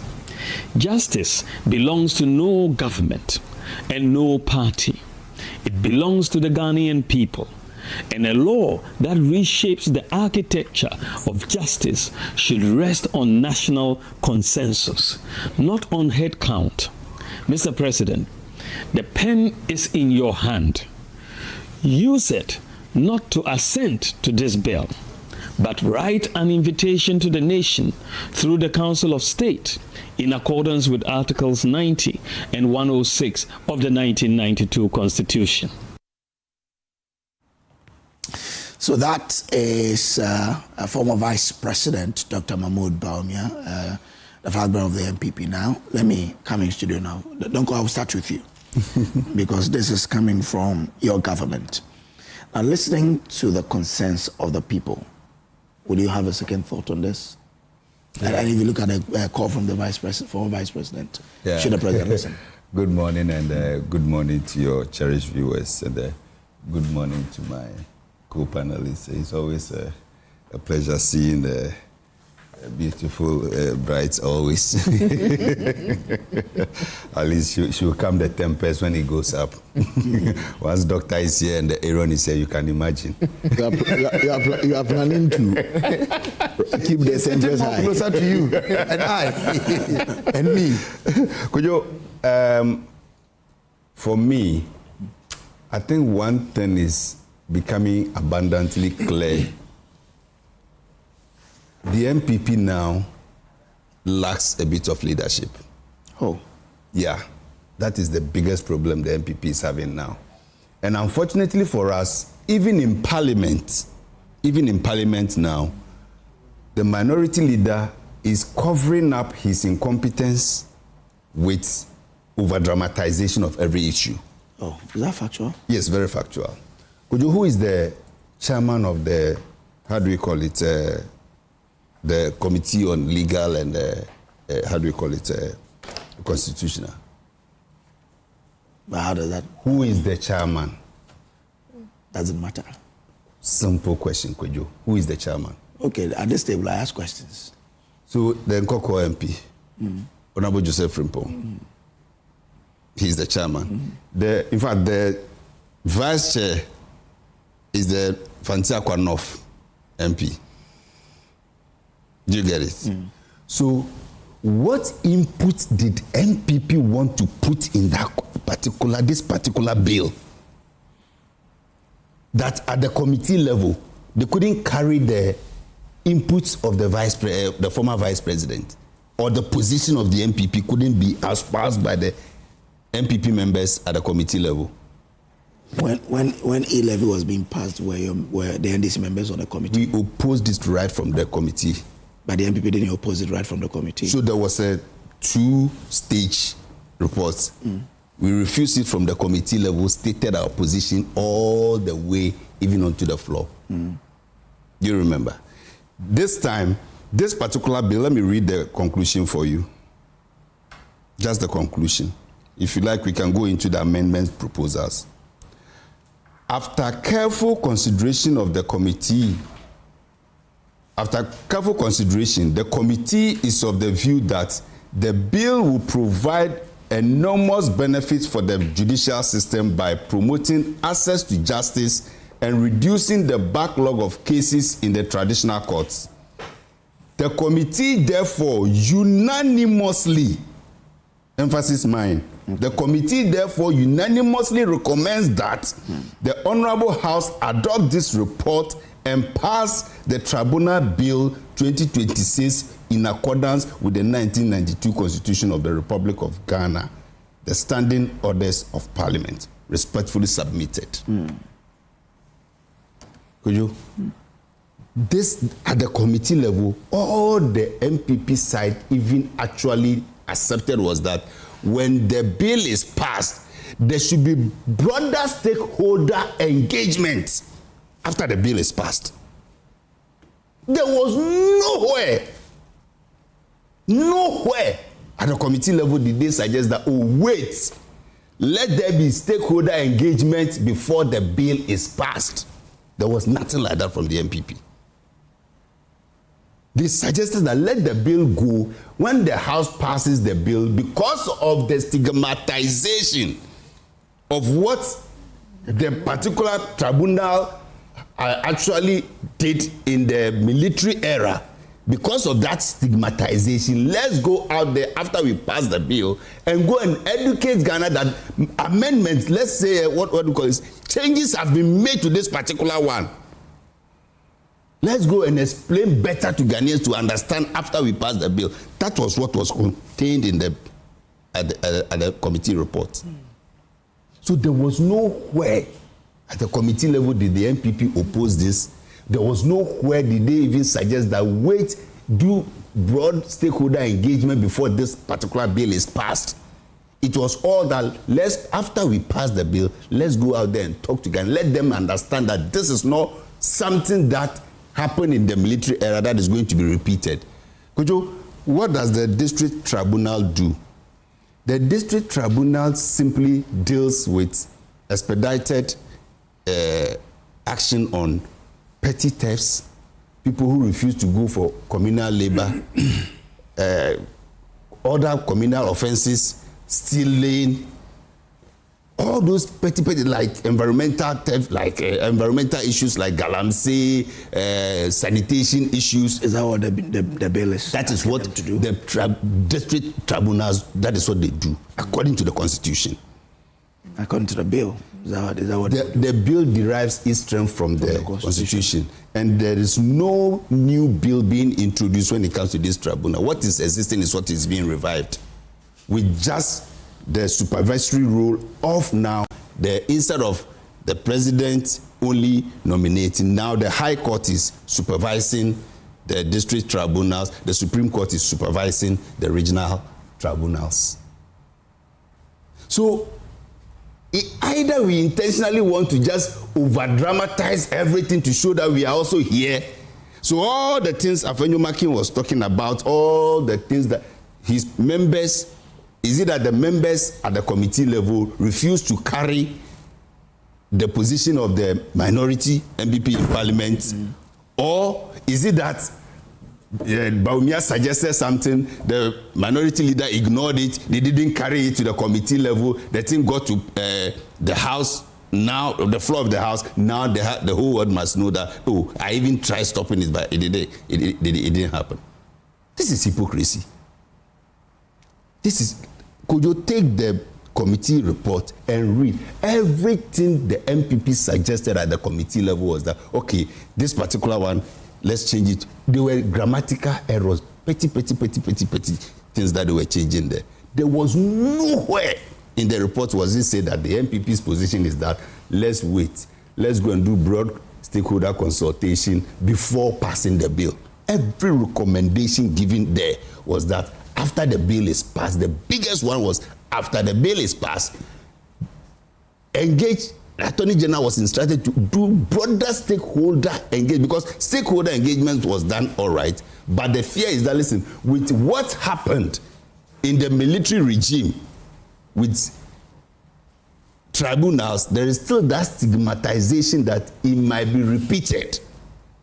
So after the bill is passed, go there and explain better to Ghanaians that this is coming to happen differently. Now we've just passed the, how do you call it? The community service bill. Community sentence service bill. So now it means that if petty things are, let's say somebody steals a fowl, somebody steals plantain. Or like the TikToker girl. Those things, the traditional courts now have to deal with. Fraud, land litigation, chieftaincy issues. Let the traditional court concentrate and deal with those things. Okay. These ones who get, like, if you are being sentenced to a community service in my community, and the district tribunal within that particular district sentenced you, okay, there's better supervision. All right. Okay.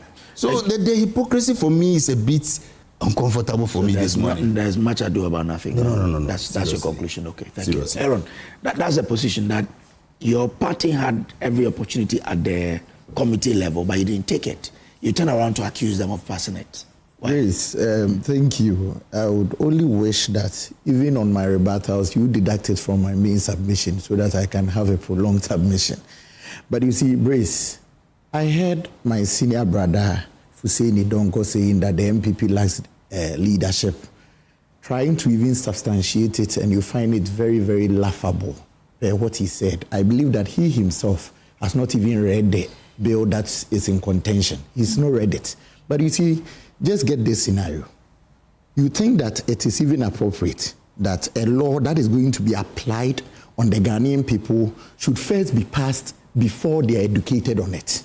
When you are making law and you are taking it through your cabinet and bringing it before Parliament, there is a stage that you must actually engage the public. And if that is not thoroughly done, why do you say that the biggest recommendation that you are proud of to amplify on this platform is that we should first pass the bill before, or pass the law for it to be an act before we go to town to educate people? Just find a reason in it. And if Mr. Fuseni does not know, the fact that a committee has sat on a matter in Parliament, there is a reason why the committee must now submit it to Parliament as a whole to deliberate on it. His point is that it was... Relax, I'm not disputing it. The committee comes with, what do we call it? Two sides. Yes. But you still have to put it before Parliament for it to be debated upon. So if issues are being raised today, this is a law that is going to affect all of us. My brother, he mentioned that supervisory jurisdiction and all those things. I want to refer him to clause 16.3 of the bill. Clause 16.3. If he had taken his time to read, he wouldn't have even spewed those lies. One, the district, the regional tribunal is now having supervisory jurisdiction over the district court. It is not what is stipulated in the 1992 Constitution. The district court, please. Or the district tribunal, which is in clear violation and contravention of our Constitution. Supervisory jurisdiction is rested on only two courts, pursuant to Article 132 and 141 of our Constitution. But you see, for my main submission, I want to rest my argument on three things. First, I want to deal with the history of this tribunal matter. Second, I will deal with costs. And third, I will deal with the legality of it. Grace, you see, on the 10th of June 2024, President Akufo-Addo, when commissioning the law house, where the Attorney General sits now, gave a very beautiful story, and I'm sure Dr. Bonfe would corroborate this story for me. He said, in 1961, when Minister for Presidential Affairs, Teria Adamafiu, was in Parliament to table a bill for the passage of a special criminal court of the High Court, he stated in his own words, Teria Adamafiu, that this bill he is tabling before Parliament is to do justice, not law. He said is to do justice, not law. And I'm rehashing this history because we should be careful in speaking about things that deals with justice system in this country. Now, surprisingly, in 1963, same Teria Adamafiu was arraigned before this special criminal court that is to do justice and not law in relation to the Kulumbungu bombing situation. I'm sure I've pronounced the name very well. Now, in that court, presided over by Sir Akosua, having Akufo-Addo's father, Edward Akufo-Addo, and Justice Van Leer. They chose to do law and not justice, and he was acquitted. You see, if they were to apply his own words to him, probably we would be suffering. Today I was looking at several cases of the Supreme Court, and I chanced on Tufo and Attorney General. And the words of SOWA JSC keeps on ringing in my head. That this constitution or our laws in this country, certainly, in fact, most prominently the constitution, has its spirit and its letter. The spirit talks about the history, why we even pass laws. So as I was looking for the history behind this tribunal system, Brace, I found this report from News from African Watch, and they have actually documented whatever thing that went on during the tribunal system. And I want to read portions and relate it to what is happening today. In their introductory paragraph, they say that the public tribunals are the cornerstone of government's institutionalized violation of human rights. The tribunals operate under veneer of legality that does not prevent widespread manipulation by the government. And if they say it does not prevent widespread manipulation of the government today, if you read this Tribunal Act, you get to bill, you get to know that the president is even stooping to the lowest part of it, the district tribunals, to appoint the chairman of over there. Something that should be done by the Chief Justice through the Judicial Council is being done by the president now. And what do you want the Ghanaian people to actually deduce or deduct from this? When we have seen wanton disregard of arrest and just putting people behind bars, all in the name of silencing people in this country, you think that it is not a cause of worry for people to comment about it? Now, you remember sometime in 2024 or 2023, when President Mahama was in opposition, met his lawyers at Ada, the NDC lawyers, and told them, prepare to join the bench. That is what an opposition leader who has served as a president of this country said. And if you read this report again, it says members of the tribunal panels often do not possess adequate legal training. However, the PNDC has been careful to appoint lawyers who are clearly supporters of the government policies as chairman of the tribunal. This is President Mahama in opposition telling NDC lawyers that prepare to go to the bench.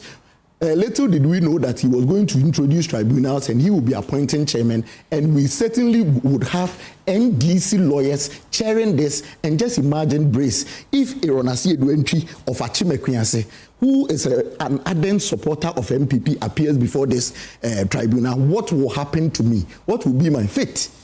I proceed again. My brother, you would certainly see a lot of NDC apparatchiks defending this. And it is not surprising that in September 1982, Ato Austin, the PNDC Secretary for Information, apparently in an attempt to diffuse the tension, assured Ghanaians that the public tribunals would not use unorthodox processes and others. That is what Donko Fusini is doing this morning.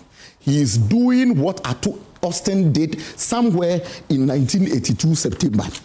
And my brother, we had series of issues. I'm sure Auntie Vicky and Dr. Bonfe would recall the popular case of the Amo Adi case and others.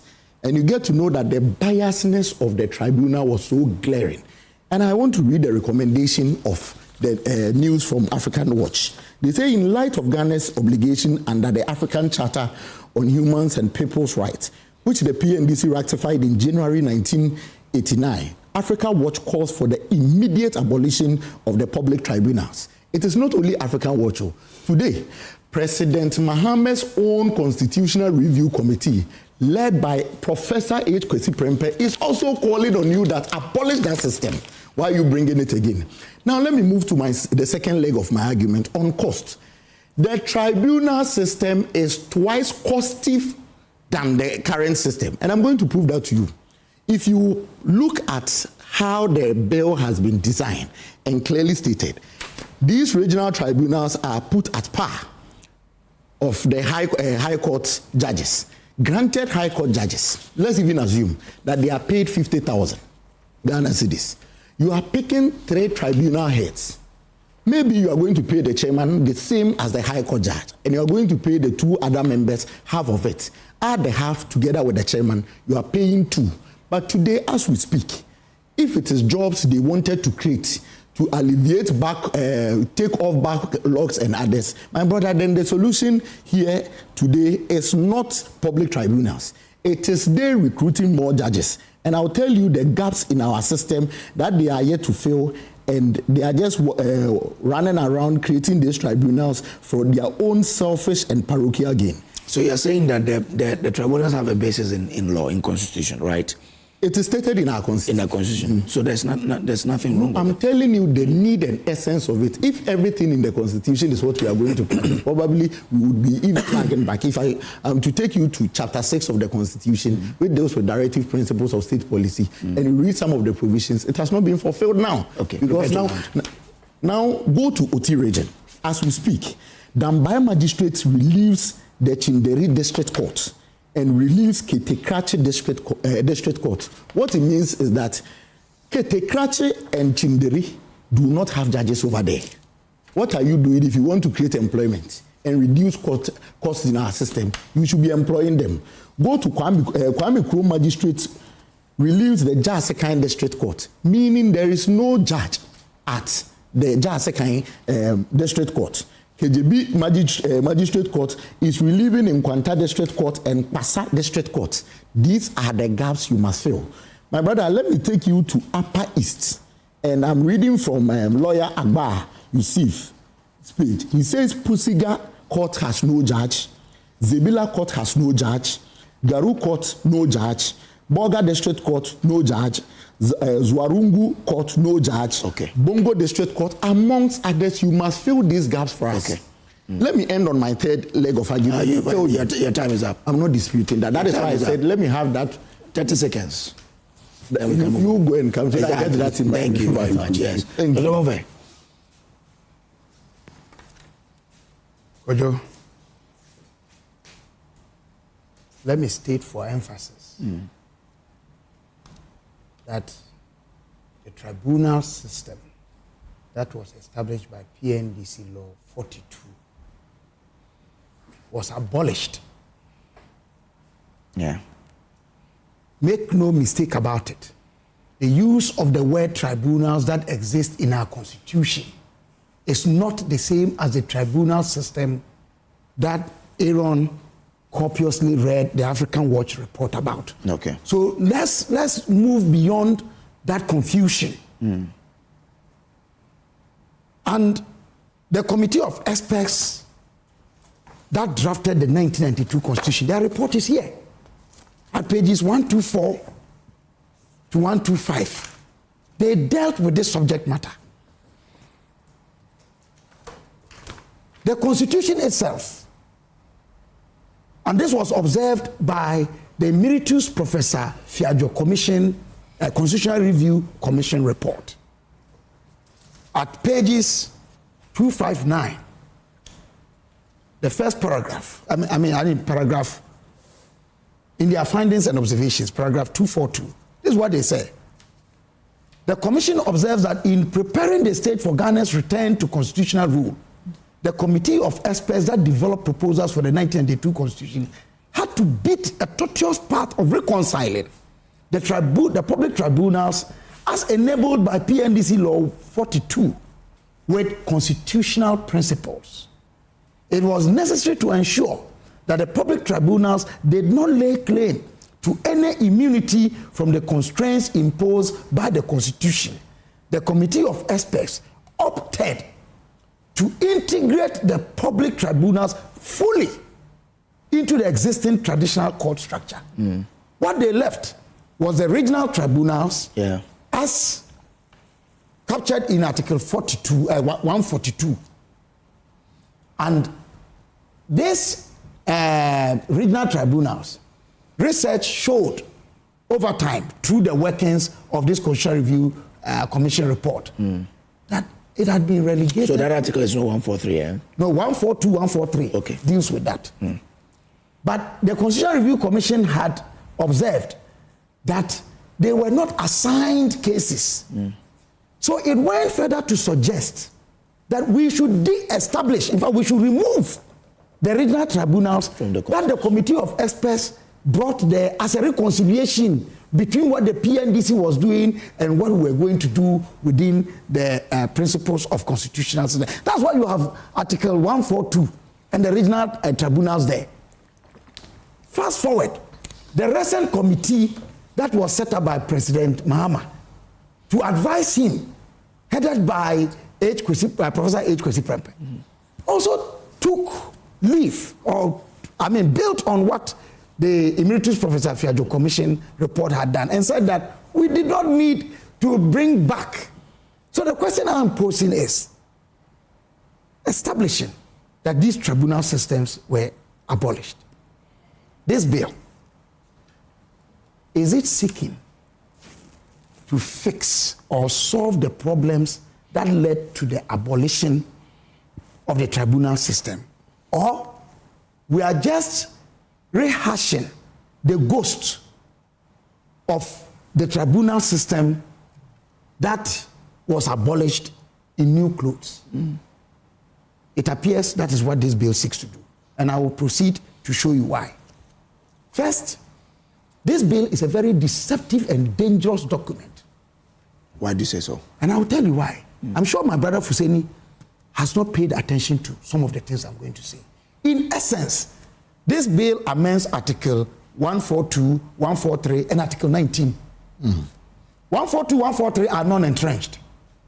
But even in amending non-entrenched provisions, if you go to Article 291, the path to amending non-entrenched provisions in this constitution wasn't followed.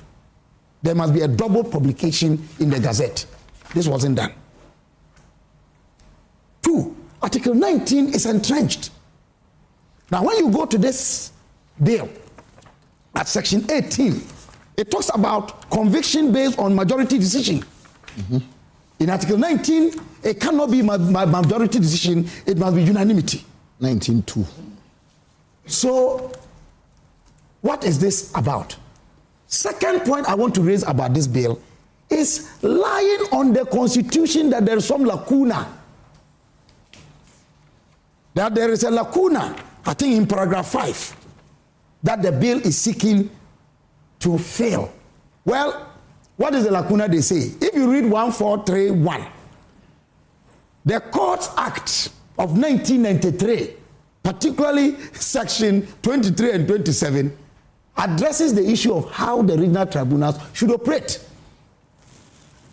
So what lacuna are they talking about? Instructive also to note, the memorandum accompanying this bill was signed by the Honorable Minister for Justice and Attorney General on May 15, 2026. May 15, that abortive coup. You should have reminded him of something. But I'm not surprised because this may be yet another coup d'etat, judicial, constitutional coup d'etat through this amendment. And let's not make a mistake about it. People have used the law to attempt to overthrow the law by actions and inactions. Decisions that are made, even in the courts, the traditional courts. That is why the Supreme Court and the High Courts, the Courts of Appeal, with jurisdiction or supervisory jurisdictions, have overturned certain decisions at the lower courts, which sort of or tended to be coup d'etats on the body of the Constitution. Kojo, let me go further to deal with another act of deception. If you go to paragraph 6 of the memorandum, and this is what the learned Attorney General Minister of Justice says, this bill aims to clarify the jurisdiction, structure, and operational procedures of tribunals to ensure tribunals align with the principles of the Constitution, protect rights of citizens, and adhere to due process. This is an admission that he himself is uncomfortable with the use of the word tribunals because the tribunals that do exist now operate under the strict rules of court. They don't have their own rules. It is rather this bill that is introducing new laws or new rules alien to our Constitution, because they introduced a district tribunal in this Constitution 1992. Where does the district tribunal take inspiration from? None. What is the wording in the Constitution? Regional tribunals. Okay. It's specific. It's specific. Article 142. Very specific. Very specific. So you see, they are lying on the Constitution, creating non-existent gaps and seeking to fill them, all because they. In strict disregard of the commission that was set up by the late Professor J.E.A. Mills, when my own kin and kith, John Dramani Mahama, president today, was vice president, commissioned this, and the commission said, look, let the abolition of tribunal systems stay. Even the regional tribunals that exist, de-establish it. And the government white paper was unambiguous. Kojo, let me read that one. It was captured under Sub-Team 4, issue number 3, maintenance of regional tribunal in the court structure. This is what the government says. Government accepts the recommendation that regional tribunal be abolished and matters handled by them incorporated into the regular courts, into the regular court schedule. Government, however, holds the view that the chairman of the regional tribunals, if any, should be absorbed into the judiciary as high court judges. Now, it's surprising and amazing. And then because their manifesto was subsequent to this, but preceded the H. Kwesi Prempeh committee report, which borrowed from this. I don't want to even talk about the H. Kwesi Prempeh one. But when they were preparing their manifesto, did they give attention to this? Because President Mahama, when he took over from the late Professor J.E. Mills, had 4.5 years to implement this committee's work that we spent, according to UNDP, 6 million, and Ghana coffers more. Some have estimated that we spent about 25 million Ghana cedis in this work. At whose expense? The taxpayer. And we've made nothing and useless of it. And we are doing things flying in the face of what Ghanaians opted for. You know, I said something, and I want to make this reference. When President Akufo-Addo, former president, and his cabinet introduced the Holidays Amendment Bill in 2018, passed in 2019, that claimed that the Aborigines Right Protection Society was formed on August 4 in trying to position a certain narrative that August 4 should become Founders Day. I was then General Secretary in acting capacity of the Convention People's Party. We wrote a memorandum, cataloging 65 issues why it should not be passed. And that the falsehood that the Aborigines Right Protection Society, which was actually formed on 17th April 1897, could not have been formed in August 4, because by August 5, they had sent a delegation to London that has succeeded in convincing the Crown that we were not going to take it. And before that, Mensa Saba, John Mensa Saba, the revered Mensa Saba, had appeared before the Legislative Council here in Accra in June of that year on behalf of the Aborigines Right Protection Society. They didn't heed when I appeared before the Committee of Parliament. Again, it was a bipartisan committee. After telling them all these things, Parliament took no steps, to correct that intellectual inaccuracy and lie on the date of founding the Aborigines Right Protection Society. They went ahead to pass it, but I warned them in that memorandum that they may pass the bill with their high numbers, but its celebration outside the Chamber of Parliament was going to be problematic. Mark my words. Fast forward today. Who is celebrating August 4 as Founders Day? Okay, all right. Now, I want to end on that. If, my big brother, Mahama Yarga, with the greatest respect, you can force a bill to be passed by your high numbers. But I can assure you, this country is bigger and greater than any political party. And they must remember something that Samora Machel said. if Ghana will build, if a country or a state will build, political parties must die within it. Must die doesn't mean they should collapse, but they must submit to something greater, which is what my forebear and grandfather Yagbonra Timu, who was Kabachira, who seconded the motion of destiny when Nkrumah moved it on 10th July 1953, said that man, humankind, must be willing to surrender something in the larger interest of society and the nation. And we must restrain ourselves. Restraint. That is what guarantees success. Okay. This seeming abuse of position and privilege, which has been entrusted in your hands for a while, will take you nowhere. Okay. Let's remember that posterity will be there to judge us. Okay. We should think about sustainability than the immediate ones. All right, Vicky. But once they talk about district tribunal, which is not in the Constitution, and the Constitution says any law that contravenes it is void, can that apply here? Well, I mean, look, constitutionally it's problematic.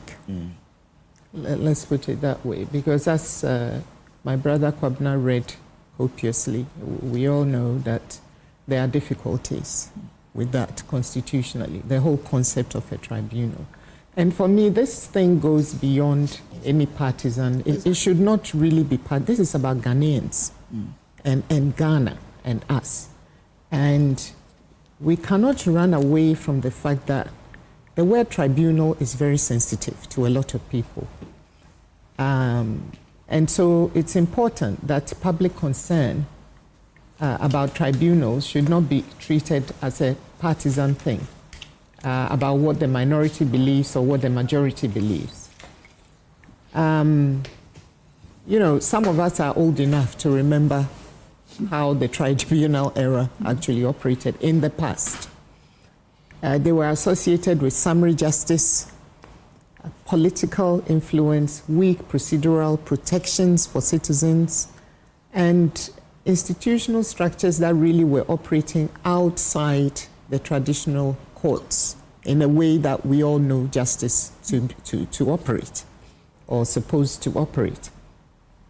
That said, we need to judge the present bill on its own provisions. So it will also be unfair to conclude that every modern tribunal will produce the abuses of the past. But history does affect public confidence.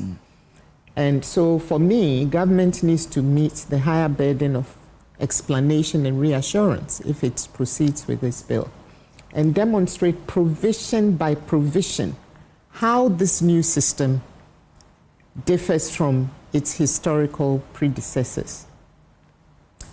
There are some safeguards in the new bill, such as integration into the formal judicial system, legal representation, etc. But until we see these implemented in practice, the mistrust and distrust that we all have as Ghanaians, and that deep discomfort and concern will remain, you know, because there are some concerns, there are some serious concerns. Overlapping jurisdiction is one of them. There's a possibility for prosecutors to... Overlapping jurisdiction can create a lot of problems. It can create a lot of problems, yes. And, you know, I mean, there are also forum shopping. Prosecutors can decide where to go. Take a case. Yeah. Political influence in some of the appointments that will be made. And the possibility of majority decisions by legally unqualified panel members on these tribunals. Compressed criminal procedures, and the possible creation of a parallel court structure. So these are some of the real issues that we need to look at. NPP is promising to dismantle the system upon returning to office whenever they do. So if that happens, then we are risking spending a significant amount of public resources to establish these tribunals, appointing officials, recruiting staff, transferring cases, allocating cases, only to dismantle the whole thing after whenever government next changes. And so there will be a lot of institutional instability if that goes ahead. But on the minority side, they should not, I think what they should say should go beyond just we're going to repeal it. Because we need a proper explanation about what alternative program for resolving the genuine problems that we have. Because we do have problems. There are judicial delays, we have inadequate cost infrastructure, and huge backlogs. That's what the flag bearer is saying, requesting that the solution should be employing more judges if you want to deal with the issues in the system. Is that not the solution? I think more judges, more infrastructure, more technical infrastructure, building more courts. There's a myriad of, but I think it's important that it's not just the sweeping statement, that there's an actual plan. Didn't you get that from his speech yesterday? Because he said that employ more people, build infrastructure, and ensure that. But yes, but Brace, this is something that everyone is saying. Okay. It's not peculiar to the flag bearer. Okay. We all said it. Even on Saturday, we were all saying the same thing. So what I'm saying is that just as political parties have manifestos and all the rest of it, with planned implementation and all that, we need something beyond what everyone is saying. That's all I'm saying. Okay. And also to clarify for us what reversal really means. Does it mean a complete repeal? Does it mean a substantial amendment or integration of the tribunals into the ordinary courts, or a mixture of everything? Okay. So I don't know we need to just understand that. So that there is a legitimate policy concern, and there is a real problem that must be resolved. But government should show us why the existing courts cannot be strengthened through some of the things you've just said. Maybe including enforcing stricter case management rules, limiting unnecessary adjournments. The number of times that people go to court to take a date. I had never heard of that expression until I started practicing in Ghana. I'd never heard of that. In the UK, which is where I trained and practiced for a long time before coming here, you can't go to court. That expression does not exist. You cannot go to court and say, I'm taking a date. It's like, who born dog? You can't go that in front of a judge. You can't do that. You have to be, every time you appear before a judge, you have to be prepared. Because the judge will be fully 200% prepared every single time. So these are some of the practices that we have to just erase from our system. People go to court to just continue taking dates, and it prolongs it. So these are some of the things that we should really look at. And if the same money that's required to establish and operate tribunals can produce better results by strengthening the courts that we have already, then it may just be duplicating existing institutions. You are just parking the problem. So for me, we also need evidence that tribunals will, in fact, provide faster, cheaper, and fairer justice. Fairer justice. Do you believe they will, from your experience? Well, from when you look at the historical context, no, because that was abused, And if you don't take care, and it's not structured properly, and it's not implemented in the way in which it should be, this will also be prone to abuse. You see, when that happens, then whether or not the system works as it should, in a fair way, in a judicious way, depends entirely on the personnel who are there at that particular moment in time, rather than the systems and the structures. This is what we're all very, very hesitant about. It should not depend on people. It should depend on the system. You understand, not people. And the way these things are, we have to be very, very, very careful. Because when you look at the appointments, for example, the chairpersons are appointed by the president, acting on the advice of the Judicial Council. Panel members are appointed by the Chief Justice in consultation with regional coordinating councils and district assemblies. So that's all political. This is at the appointment stage. The bill does include sitting MPs and political office holders. serving as chairpersons and etc. But we do need stronger safeguards. We have to have more transparent nomination procedures. I think panel positions should be publicly advertised. There should be fixed and secure tenure of these appointees. And there should be clear grounds and procedures for their removal as well. And there should be a clear disclosure of any political affiliations and conflicts of interest. And there should be parliamentary or independent scrutiny of their appointments. The vague requirement that lay members should be people of high moral character and proven integrity, for me, is not enough. But that is what exists in our current system. If someone has to be appointed to the Supreme Court or the High Court or Appeals Court, proven integrity, high moral, yes, is there? Yes, it is. But look at how the court structure is set up. That is a whole different. We are now talking about these tribunals with all the things that can happen within that. So borrowing that language and just superimposing it here, that's why I keep saying that, you know, it's the implementation of these things that will determine whether we are going gradually creeping back to what was, or whether it may even be subconscious. It may not be intentional at all, you know. But the point I was going to make is that that alone is not enough when those members will help to determine guilt, innocence, and criminal punishment. And don't forget also that in the system that you just quoted, these are qualified lawyers. Oh, yes, yes. Yeah. They are qualified lawyers. Yes, yes, yeah. But a lay person for a number of years, minimum number of years, expressly stated in the Constitution. So it's not just that. There's a whole test before you add that on top. You know, so it's like the cream on top of the, you know, rather than the actual pudding itself.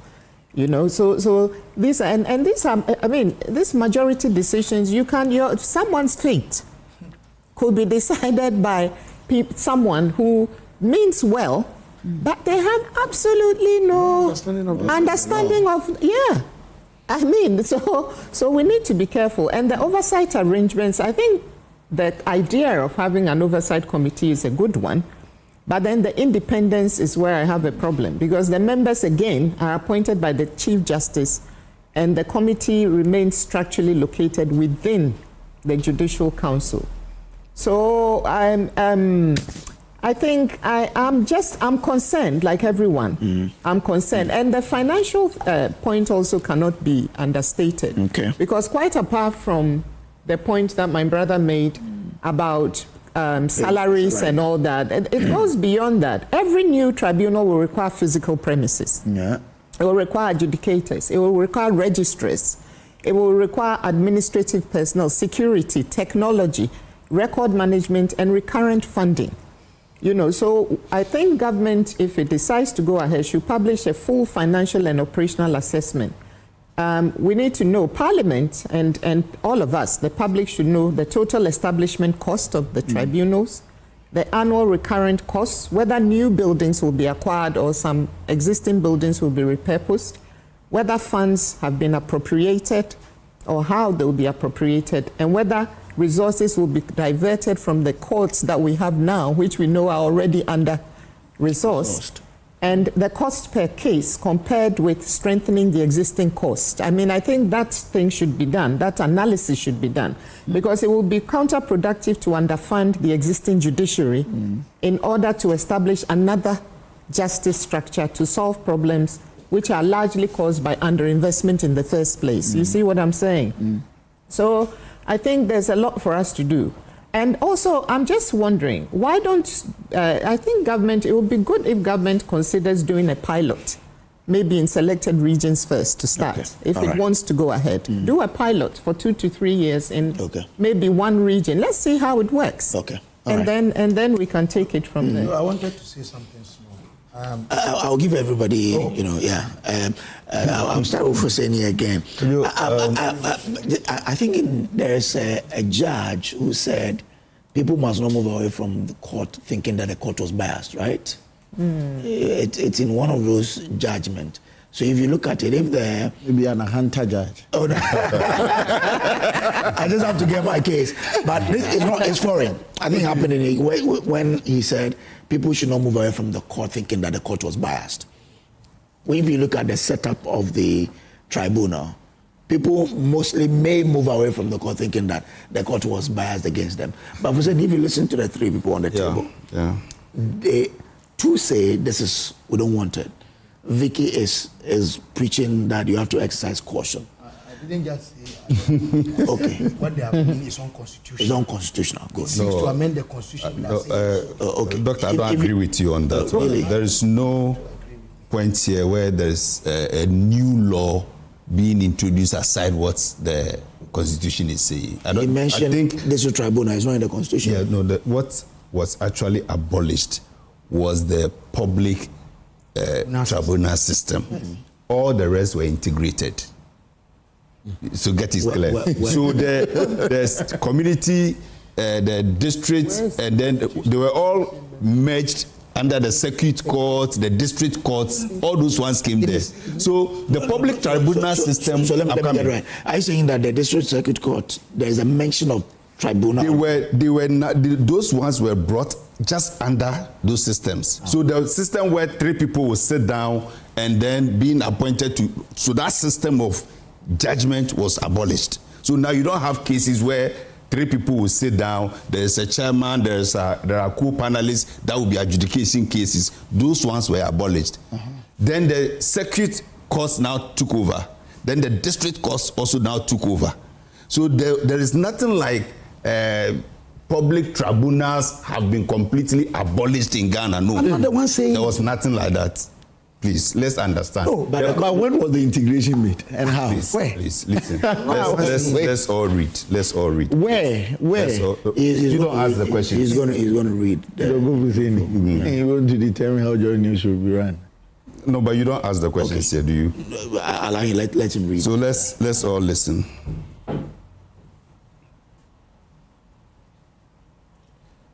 The PNDC public tribunals abolished in 1993. During the PNDC era, 1982, I'm coming. You said what? The PNDC public tribunals abolished in 1993. Good. By what? Do you understand? So, during the PNDC era, 1982 to 1990, Ghana had public tribunals running parallel to the regular courts structure. The national district, the national, regional, district, and community tribunals, purpose to deal with corruption, economic crimes, and revolutionary justice. What happened? In the 1992 Constitution abolished all the public tribunals. With the start of the Fourth Republic in January 1993, that dual court system ended. What replaced them? Tribunals were integrated into the courts. That's not what I read. Do you understand? Instead of being completely scrapped, the 1992 Constitution plus Courts Acts, 1993 Act 459 created new tribunals within the judicial service. What's a new tribunal? Regional tribunal chairman has same qualification as High Court judge. Circuit tribunal took over criminal jurisdiction of circuit courts. Then community tribunals replaced district courts grades 1 and 2. So it's not as if there was an act that says anything about tribunal completely abolished. But the Constitution mentioned one regional tribunal. No. So you see, what you see, we are not getting the things clear. There was a structure, and it was replaced. There was a structure where courts that are manned by just a judge adjudicate justice.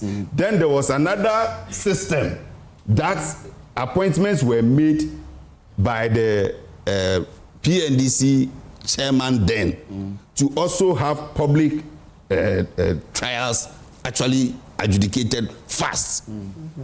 What this particular act did was that particular system of three people adjudicating justice was abolished. Now, all cases under this particular district tribunal should be handled by this district court. All cases under the community tribunal should be handled by the circuit court. Regional goes to high court and all those. So there is no express, you see, I'm not a lawyer, but at least we cannot read and understand. There is no express provision in the constitution that says all tribunals are abolished in Ghana. So there was nothing like that. But the system where these three people were sitting and adjudicating justice, that particular system was abolished. So what is being reintroduced now is just the system where those three people will now go back. But this time around, instead of being under the supervision of the executive alone, now the Judicial Council is taking over. Okay, so what's the purpose? The purpose is, one, to deal with speedily criminal cases within our communities. Okay, so having listened to the explanation from Vicky, for example. So I'm coming there. That's exactly where I was coming to. My point is that, you see, let's not mix two things. This morning, why I read the committee report was that let's not pretend as if the minority were telling all these stories at the committee level. Then the NDC decided we will not listen because we have the numbers. We are passing just like the flag bearer is presenting it. Because you have the numbers, you decided to do everything you like without listening to anybody. No. My point was not that, though. No. I'm not responding to you. I'm responding to the mischief being perpetrated by the MPP. Because at the committee level, you all said this is good. Let's pass it. But let's do what Madam Vicky is telling us now. Let's do broader stakeholder consultation after passing the bill. Explain to Ghanaians how the bill is actually going to be different from what was happening.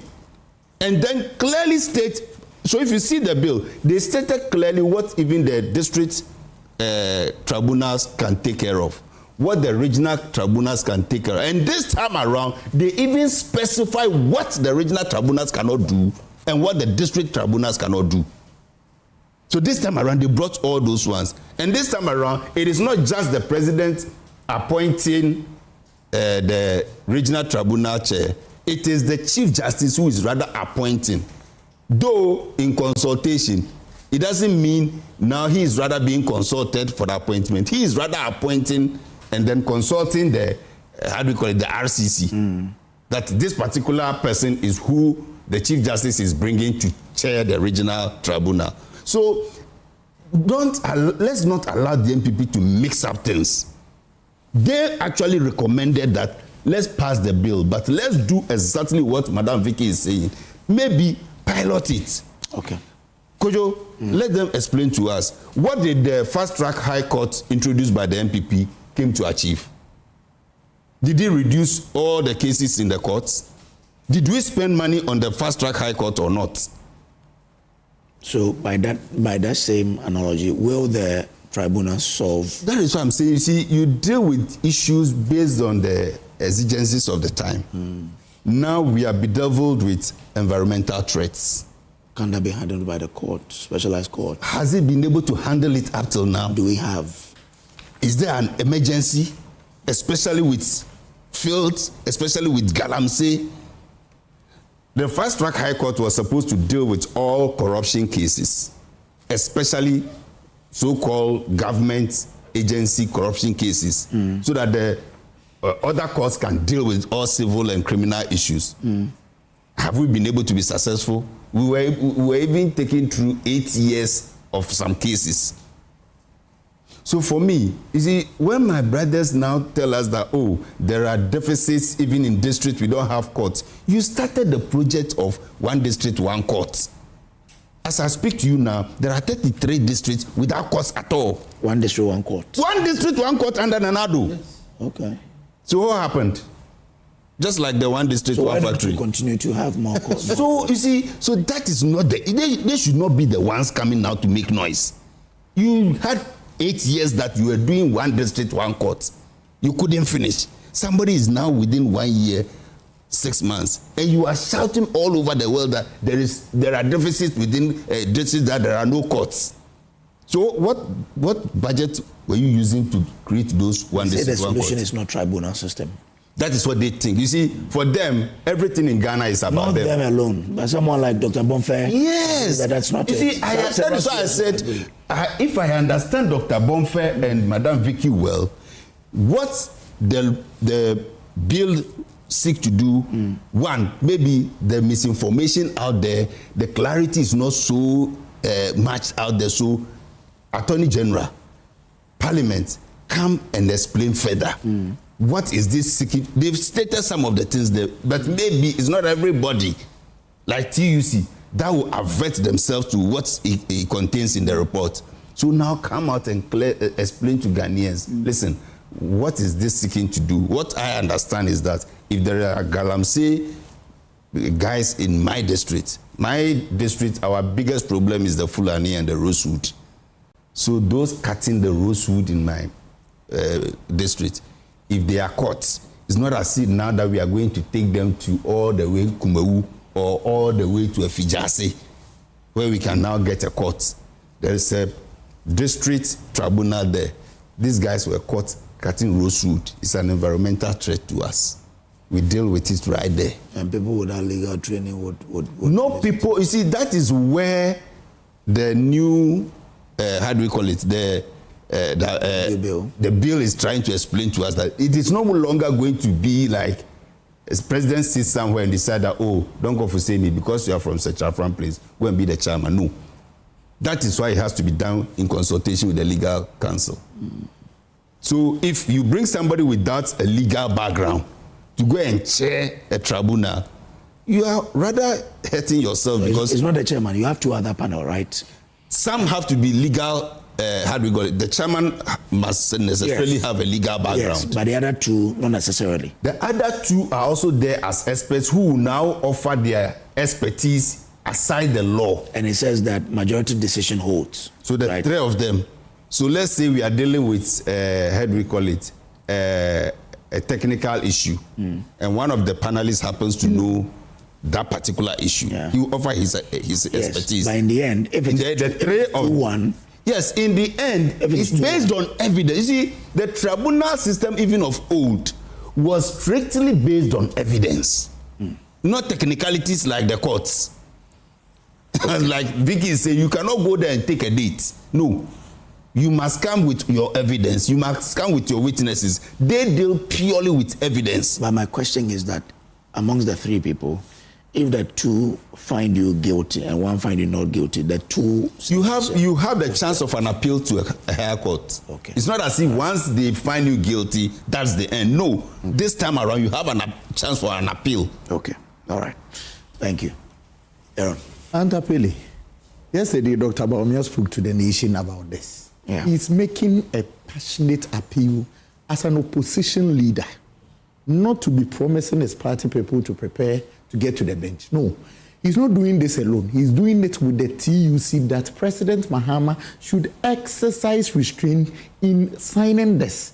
It is very surprising that he himself will set up a constitutional review commission which is proposing that we should abolish this. And then he himself will turn again to come and pass this tribunal bill through Parliament. And now, don't go for saying sit on this show to tell us that instead of engaging the Ghanaian people before passing, we should do that after passing the bill into an act. Please. That is what they said. Do you know what it amounts to? It amounts to swinging your waist after ejaculation. It adds nothing to it. It adds nothing to it. You've already passed the act, and you now want to go and engage. For what? Now, come to think of it, he mentions that the MPP started an agenda of one district, one court. That is true. We built almost 145 courts across the country. It is telling you that you must also continue and fill in the gaps. I've tabled a number of courts in this country that have no judges, which are lacking. And you are telling me that we are putting pressure on you to build courts. When you had the opportunity to lead this country for the past 18 months or so, you have chosen to build markets instead of investing into other areas. If you prioritize justice system, you could have done that. But my brother, you listen to Dr. Bonfair dealing with the constitutionality of the bill, and you think that as if what is done is enough. It is not even enough. When you look at clause 16 of the bill, and you read it carefully, You compare it with Section 24 of the Court Act 1993, which came into contention in the case of the Republic versus Yebi and Avalifo, where the regional tribunal and all those tribunals were having concurrent jurisdiction with the High Court. The Supreme Court spoke loud and clear that what the Constitution says in Article 143 is that they have no concurrent jurisdiction in with regards to the tribunals and that of the High Court. Surprisingly, you find the same clause in Clause 16 again, and you ask yourself, what is that mischief for? You must be afraid because when Clause 16 of the Tribunal Bill. Yes, the bill is repeating what the Supreme Court has made pronouncement on, that it is inconsistent with our Constitution, and you find it again. You see, the more dangerous thing that you need to be careful, if you look at the chronology of events, you had an opposition leader promising his party lawyers that prepare to go to the bench. He has rushed in this process to pass tribunal, whilst his own committee, which is the Constitutional Review Commission, is telling you that abolish it. I want to take you to NRCD 323, the Evidence Act. And if you read Section 51 and 52 together, you get to know that prima facie, only relevant evidence is admissible. Even with relevant evidence under Section 52, you can just put it aside or not admit it on several grounds. When the tribunal, the trier of fact believes that it is going to cause delay and others, they can just put it aside. Imagine a non-lawyer who does not even appreciate this, sitting on this matter and dealing with it. Where are we going to? Where are we heading to as a country? When there is clear evidence of abuse, of arrest of opposition members in this country, that day in, day out, we are speaking about it. Having international portals commenting about this. You see, you rush this tribunal system, and I'm only happy that there is a signal that we are going to reverse it or even abolish it when the MPP wins power. Madam Vicky, the MPP through its flag bearer is not only making noise. The MPP I didn't. I'm not saying that. I'm not saying you said that. He said we should make our what do we call it? Our alternative very clear. He made it very clear in the 6-minute video he made yesterday. One, employ more judges because there are vacancies. We built over 100 courts. Some of them do not have judges as we speak.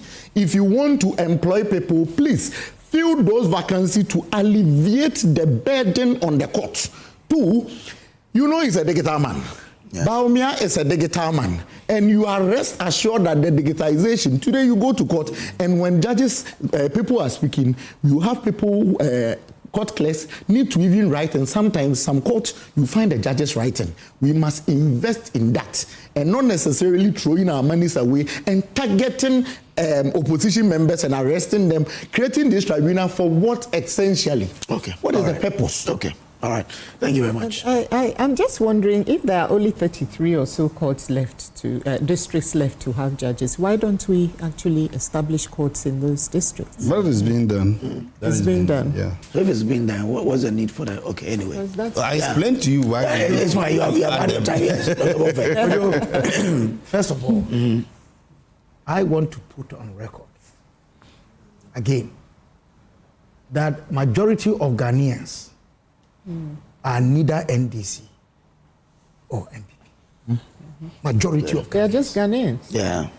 You know? If you look at our population size, I'm making the point, the statistics. My brother cannot sit here and even tell you their party membership, the number. He can't. No, I can't. I can. What is the number? We are over 4 million.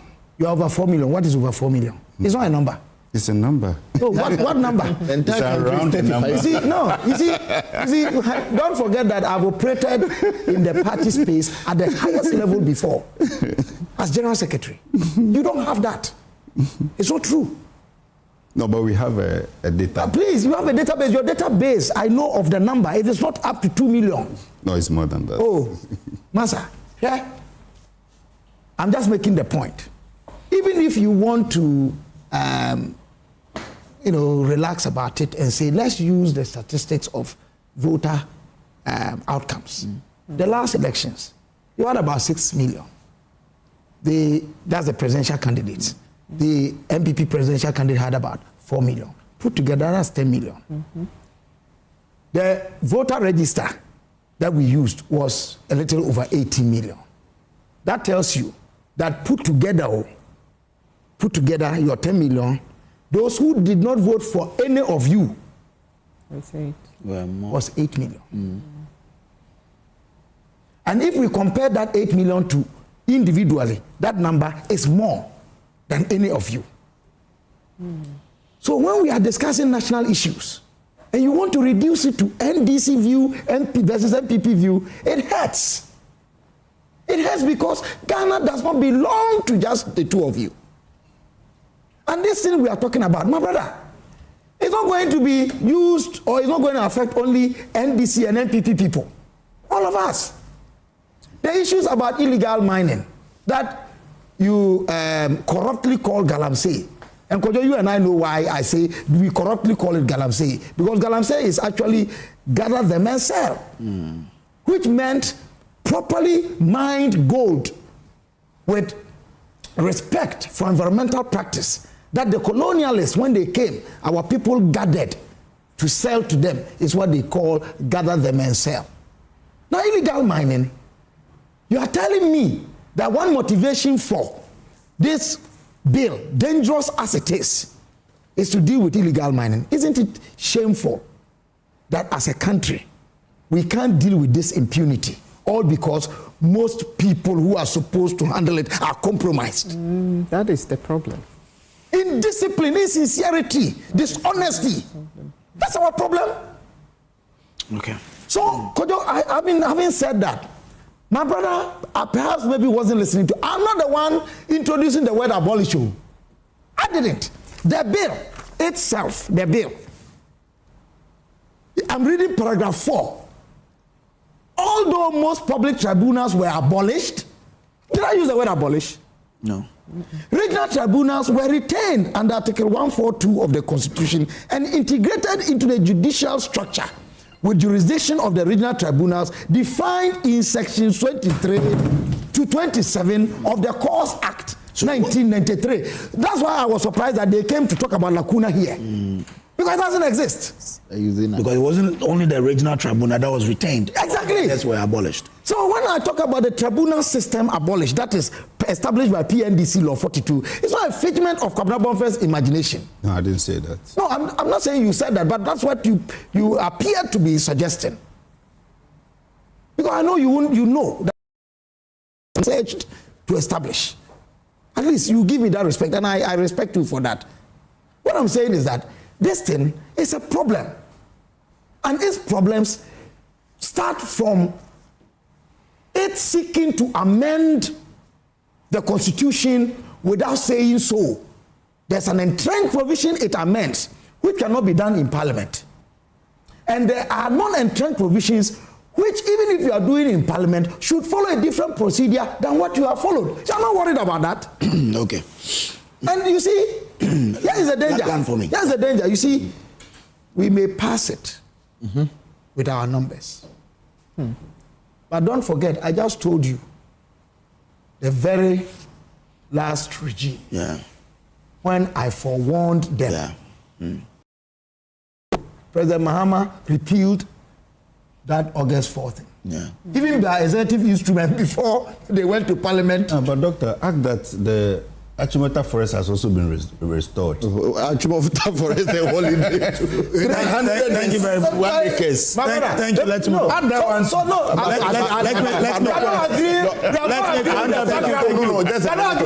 let's make progress. On the 4th, I guess, you only speak about the Aborigine rights. It's okay. UGC was formed on August 4. But I'm saying the linkage was born out of falsehood. Let's make progress. And we made that point. Let's make progress. I'm grateful. That's the point I'm making. Vicky, come in. Let's be careful. This country belongs to all of us. Not a few people. And let Ghana work for all Ghanaians. That's exactly what we're trying to. No, what you're doing is not a clear bias. This one says, regional tribunal, it is only President Mahama and his NDC government who knows what they want to achieve from this regional tribunal agenda. This is very dangerous to our judicial system. The claim that our courts are choked with so many cases cannot be the basis for the establishment of regional tribunal. It exposes the incompetence and the deception of President Mahama's 24 hours economy. I was expecting President Mahama to construct more courtrooms and employ more judges to run the 133 shift system. Free advice or suggestion from Kojo, let me read this last one. The white paper that Professor Mills as president signed and President John Dramani Mahama was vice president. Again, the word abolish. This is what they said though. Even the regional tribunals that is in the constitution. They said government accepts the recommendation that the regional tribunal be abolished. The abolish has worried you this morning. That's what I mean. I didn't manufacture it. Don't go Muteni. That's a white paper. But from your president. Has Parliament actually accepted? But that is the thinking of your president. No. Have you forgotten there was a white paper on Ayawaso West? You are like running to Pararas. I'm asking. Did you? Are you aware? But keeping it in white paper is the thinking of the president. Are you aware? Okay. I just want to say that insofar as one of the things that this is supposedly meant to resolve is the Galamsey issue, we need to be careful because the people that they will end up arresting are the same victims. They themselves are victims. That, you know, and then what would be a tragedy is if these courts are used, the 45 days, which I understand is now 60 days or whatever, are being used to just arrest everybody on the mining site. Because the real problem are the faceless people behind these people. They are not there. And we keep saying it. And we should not, in fact, I hope that does not happen. Because if it does, it would not look good for government at all. Because people will see through that, you know. This one says, good morning, sir. First of all, glorious birthday to Curtis Abeku Christian, inside dance one. Oh, Curtis, today's your birthday. Happy birthday to you, Curtis. What mischief is the public tribunals going to cure, which our judicial system cannot? Has the judiciary complained of not being able to carry out their duties? Why is the government in haste to introduce it in our judicial system? I pray President listens to wisdom of Dr. Mahamudu Bawumia and not assent to the primitive bill. Nanekwema Boateng Ablekuma Central, aka Dr. Bawumia, will be president 2028. And this is from Esikado. Blueprint says, big thanks to Asiedu Enchi for demystifying the Public Tribunal Bill. For the average Ghanaian, you've made my day. May the Supreme Buddha bless you abundantly. Greetings to our next president, Dr. Mahamudu Bawumia. That is it there. Okay. Now let's get into our next issue. On our next issue, there's a video. I don't know, my production team will put it up as we are discussing it, but it's about a alleged military brutality in Nkwanta. You know, there's a curfew there, and this lady said that she was abused hugely. Now we're asking whether it's gory impunity, and will there be any sanctions? I'll start with you, Vicky, because this one, I don't know if you've seen the young lady's video. I saw it, yes. Have you listened to the narration? I listened to her narration. I mean, I just couldn't believe that this is going on right here in Ghana. You know, there's no doubt that the security situation in Nkwanta is serious. Yeah. And you know, there have been deaths, injuries, disruption of everyday life, etc. So, government was justified in taking firm measures, including a curfew and deploying security personnel to protect lives and restore order. But a curfew is not the suspension of the Constitution. Yeah. You know, all it's supposed to do is to restrict movement during specified hours. It does not authorize soldiers to be beating people, assaulting journalists, confiscating or destroying property, or deciding themselves to administer punishment on the streets, punishment of their own choosing on the street. So the legitimacy of any security operation really depends on whether, not just whether you go and enforce the curfew that you were sent to do there, but whether you do so lawfully, professionally, and proportionately. I mean, you cannot be beating people there. The Adum, I understand the journalist from Adum was assaulted very severely, and he was hospitalized with spinal injuries and you know, other injuries. And so that really, I think, is not acceptable. I heard the young lady, and I was shocked. In fact, I couldn't really watch all of it and listen to it. She couldn't even sit. Yeah. She couldn't sit. She was like this throughout the whole thing. And I mean, what gives anybody the right? What happened to Articles 14 and 15 of our Constitution? Why do people think they can just, the Constitution can be used selectively? I mean, or they can just ignore it in this country. We are not living in a banana republic. I mean, you are a security personnel. You are security personnel. Articles 14 and 15 of the Constitution protect our personal liberty and human dignity. Human dignity. How can you be telling this young woman to open her legs and be using fire in her private parts? I mean, what kind of depraved person? I cannot call this person a human being. What kind of depraved person? Whoever it was behaving as if they don't have a mother or a sister or some cousin or an auntie or a wife or children. Exactly. How can you behave in that kind of way? It is totally unacceptable.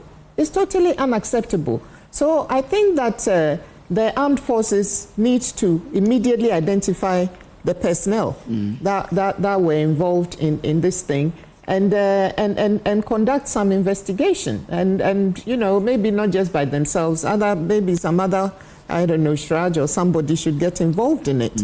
Because this is serious human rights violation and abuse of this young girl. We don't even know what damage has been caused internally to this girl.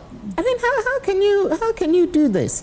It's no. I think it's totally unacceptable. It's totally. I mean, the residents of Nkwanta are already living with all these conflicts, deaths, displacement, and restricted movements and disrupted livelihoods anyway. So if you go there and you start behaving in this way, I mean, no, you are actually making the situation worse. You are making the situation worse. And I don't think we should get the usual, an investigation is being carried out and then we don't hear anything again. No. This is one case that we have to follow through. We have to follow through, and somebody has to take responsibility for what happened. Because this cannot happen in Ghana. It starts like this and we don't know where it will end up. So I think no. The person who did this should be ashamed of themselves. They should be ashamed of themselves. And in our books as Ghanaians, you cannot be called human. You cannot do that to somebody's child. That girl may not have anything, but she's a human being. And she's somebody's mother. She's somebody's daughter. You know, and you have to give respect as such. You have to give respect as such. So you know. Doc, let me bring you into this. I mean, if you listen to the narration, is it adding to that, or is there a growing culture of impunity when it comes to the security? And violence, extreme violence. Doing their work in Ghana. In his small book, the later Vice President of the United States, Hubert Humphrey, titled The Cause is Mankind, at pages 24 and 25, in celebrating the passage of the Civil Rights Act of 1964, he went further to say that no matter how glorious, good, noble the law is, no law can be better than the people who are called upon to administer it and those who are called upon to obey. What is law? What is justice? Rests with the attitude of the people. So you can have a very good law, but the attitude of bad people will make that law nonsense. We still have people living in this country with the mentality that the police is a police force instead of a police service, which was transformed or reformed around the 1970s. If you read Professor Kwesi under the Buzia regime, you still have people in uniform under this democratic regime think that the uniform and the coat of arms they wear, which we bought for them, and they are to use to protect us, is to be used to harass us. They live with colonial mentality. So they forget about the rights of people.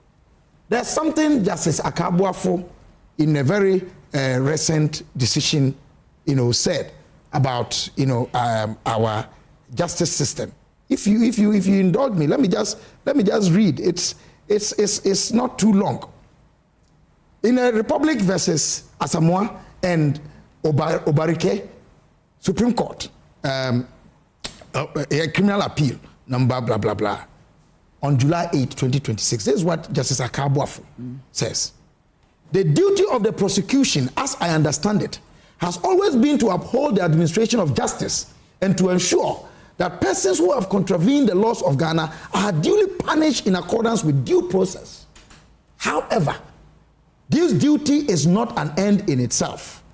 It is circumscribed by the overriding obligation to act fairly, to pursue the truth rather than a conviction, and to place before the court all material evidence, whether such evidence strengthens or undermines the prosecution's case. He goes further to say, in my respectful opinion, in a criminal prosecution, the police as investigators must remain independent of the prosecutor who represents the state. This is because the prosecutor must not align himself or herself with the police, but must independently assess the investigation conducted by them. It must be understood that the prosecutor is not an advocate for conviction, but a minister of justice, whose role is to seek the truth and assist the court in the administration of justice. This duty must always be borne in mind. You see, and I've read this, even that is supposed to even happen when it comes to the prosecution stage. How much at the investigation stage, where we have turned upside down what our constitution says, that a person is deemed innocent until proven guilty. Now we prove people guilty and say they should come and prove their innocence. Okay. We need to have our security personnel respect this. Okay. And lastly, I want to advocate that constitutional activism requires on citizens to test the law. Persons who have been abused by policemen, not defamation, no, but abuse of their rights, their civil liberties. Some are coerced to give testimonies and witnesses even without their lawyers present. Yeah. And we use that against them to convict them. Yeah. And sometimes judges too overlook when there is clear evidence that this accused person or this suspect may have been cajoled into adopting or taking the position they have taken because of our adversarial system. Okay. I want to plead that when we say justice emanates from people, which is one of the erroneous impressions that this bill seeks to say, that they want to introduce persons, individual, non-lawyers, and other things. It's already there. If you read Article 125, Clause 2, we participate in the justice administration system. Let us remember that we are each other's keeper. All right. And if we will be brotherly and loving to one another, this country will be better than what we are. Brotherly. You're spending 3 minutes on this. We need to do let me start by rehashing what Martin Nimola once said. That first they came for the socialists. I did not speak because I was not one. Then he mentioned it. Today, it is happening to a journalist. That is why we are speaking.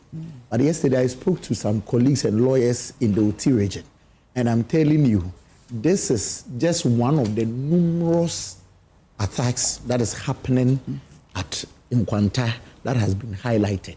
And thankfully, or unfortunately, let me put it that way, a journalist is part of it. Reason we are having that discussion. Yesterday, he sent me a number of charge sheets. That what happens is that when they arrest you, they put you at the Nkwanta police station for about 72 hours, transfer you to the CID headquarters, keep you here. When you get bail at the court, then they leave the matter. They don't even continue prosecution. For breaching curfew hours. In fact, one of the charge sheets I read, in fact, the fact of it, Madam Vicky, it will interest you to know that someone was making a phone call at 9 a.m.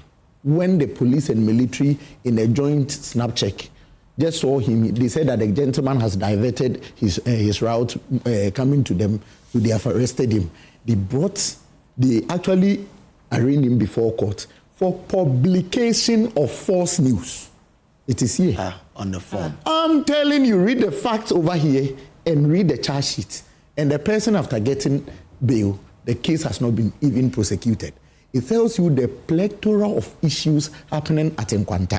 And you see, I've always mentioned this time without number, that when we individualize human rights, we may end up having this number of them. Today, it is a journalist why we are speaking. Today's on, the journalist will discuss that last week, but today's on is on as young woman. So a journalist gave you a highlight, then you are now following through. We are urging you. Let's speak about this. Let's speak against some of these things. I've always mentioned this time without number, that if politicians do not take care, the police will be a weapon fashioned against them. Why do I say so? Today, if someone, let's say Don Kofu is arrested, you find maybe people from my party chanting, okay, let's put him in. You find NDC people speaking against it. The next day, another person in MPP is arrested. It turns out, today, these attacks is happening to mere citizens, civilians. We are begging them. We understand that they are to protect us and ensure law and order.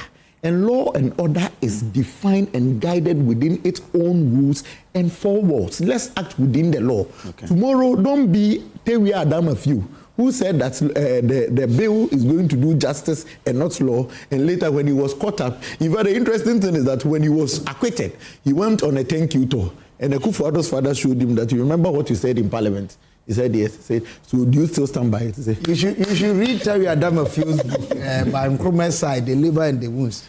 But you see, that's his life. All right. One good turn deserves This particular issue happened March 2025. The one we are discussing. What, the young lady? Yeah. March last year? Yeah. So the young lady we are discussing. Yeah. So the video just popped up as if it's something that has happened freshly. It's not fresh. It's not fresh. And actually, but the curfew also started in 2025. Yes, actually. So after the killing of the 7 people or so. I will plead, because according to the story, when the MC of the area was contacted, he, according to GNA, he also directed them to the police. What I'll plead for is that Shraj should quickly take this particular case. At least, let's see. Because according to her, and Auntie Vicky, according to her, they poured pepper on her wounds. After they had beat... I don't know. So, and then she said... Shraj cannot unilaterally...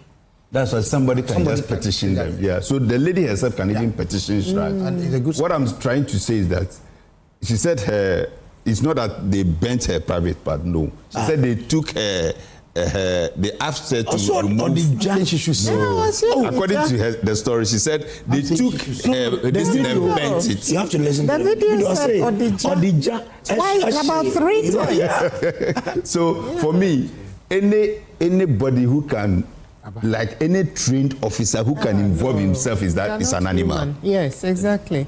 So those particular animals should be fished out from our security system. Military, because according to her, she was even pregnant. No, her sister or her friend was pregnant. And someone said they are going to use a cutlass too. But then the person's colleague said no, he can't participate in that. So for me, if there is, you see, this is where it is mandatory you do drug test and all those things before entering a security system. No, psychologically they are I agree. So for me, this wholesale entry of people, deal with it. We should, at least, even after the medical test, we should subject most of our security applicants into psychiatric tests. And because you see, at times you might think that once some of them wear the uniform, and the moment you go and also put them in those areas, especially to enforce, especially curfews and those things, some of them are easily fatigued. Some of them, to frustration gets to them. It's because of your stupidity we are being kept here.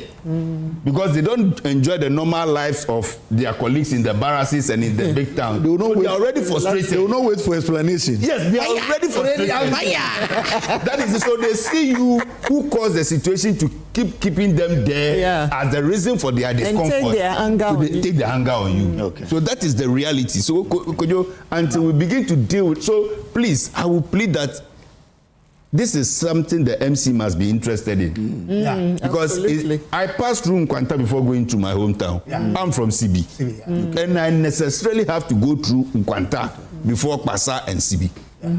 So this cannot continue. Because imagine last time we were going, we got to CB at 4 p.m. and from CB to Pasa is just 15 minutes. You spend another almost 1 hour if your car is not good to 30 minutes to get to Nkwanta. So imagine the speed we were driving just to pass through Nkwanta before the 5 p.m. It's uncomfortable. So at times, let's also try the actual days and how do you call it? They should try and you see. You were speeding. You should report yourself. Okay. I just want to say that. Having said all that we have said here, sometimes we also dare the men and women in uniform. Yes, last video. Yes, don't cross the line, and the guy decided to cross. I've seen where I had to restrain a civilian who was daring a man in uniform. Wow. Even holding a gun. Let's not do that. And I remember something that the COP Kofi Boakye, before he retired, said. We have given them materials to protect us. If we will put their lives in danger, they'll use it. They will use it against us. So we should. Let's balance it. Let's also be careful. When you see them, please be careful. No, I also want to say something. Auntie Brad, just a second. Last time, you remember I was telling you something that journalists, especially those without the vest, when you see military action going on, at least take cover before you try to cover. Don't just rush there. I'm serious. Quickly before I just want to say that we should not also use these isolated incidents to condemn all our security personnel. Just a word of caution, because they are just bad ones. And as my brother Donko said, we need to really maybe introduce some extensive psychiatric evaluations of them. Last month or so, they beat some teachers in Takwansa. It was so terrible. For doing what? Oh, you didn't hear that story? In where? Takwansa. But why? Why? There's a galamsey issues. They beat them. Teacher galamsey. They were not involved. Maybe the teacher has even taken. Maybe the teacher went and spoke English. No. So all of you, 1 minute each. Was it pushing false news? No, punishing false news. Are we ensuring sanity, or we are just gagging? Where do I start? Okay, sorry. Doc, let me start from you. Just a minute. This one, our time is almost up, so. Let's be very careful. We don't criminalize speech. I'm against falsehood. I'm against anything that defames another person. I'm opposed to lying on others.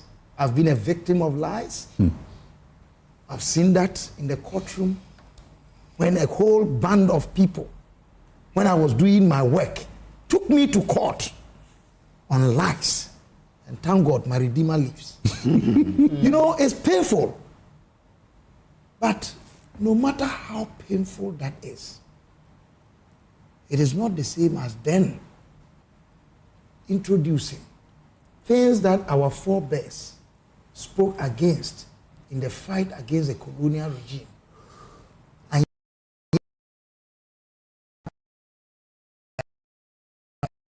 the veils behind which the truth was hidden.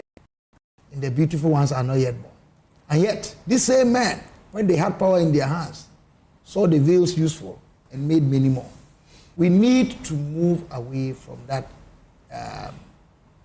unfortunate double standard thing. So, yes, we must advocate and preach that people are decent and decorous in pronouncements.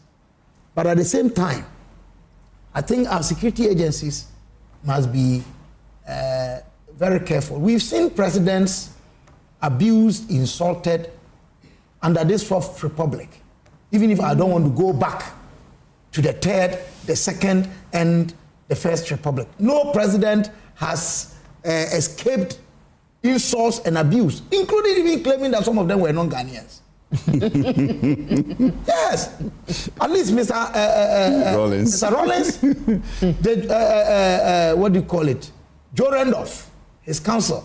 Kwame Nkrumah, Dr. Kwame Nkrumah, Osajifo, our founding president, our founder. They said he's from Liberia. Oh yes, you haven't heard? Oh, please. Kwame Nkrumah is not a Ghanaian. And then they easily ran on what he said at independence, that Ghana, your beloved country, they forget about rhetorics. That he's Hey, Ghana. My father, J. Akufo, what insults have not been. Oh, yeah. He was goodness. Professor J. Mills. Yes, Professor Mills, the same. Nana Danko Akufo-Addo. President Mahama, your first term, it was better than this. Now people are being arrested for some things is becoming too much. Okay. And so I'm pleading that His Excellency, the President, will step in. Look, no, let me make this one. Remember the Muntie 3? Briefly. Yeah. Muntie 3. And I was one of those who was opposed. I was opposed to the sentence that was given to me. Okay. All right. And I was happy when President Mahama pardoned them. I want to plead that he exercises that same thing. Okay. For the young lady. Yeah. Oria, you have to do 30 seconds. Our time is almost up. Edusei J says this in Alasan Kotokoli versus Moro Hauser. He says sentiment must not have a place in the administration of justice or the law. Otherwise, growth of principles of the law as enunciated in our court, the session would be stifled and jurisprudence would be worse off. There is a thin line between morality and law. For me, my upbringing, a Presbyterian born, and born in a Presbyterian even as of now, might not lead me to be insulting somebody. But you see, when you appreciate the law, you must distinguish the sentiment from the position of the law. Please, it is even on record that the current Minister for Government Communication mentioned on your sister station, Adom, that the most vilified president was Akufo-Addo. He said that in 2017. What happens that we must extend this kind of treatment to people, and more importantly, happens to opposition people. So if you take the moral aspect of it, which I disagree with that mode of communication, I disagree, I don't endorse it.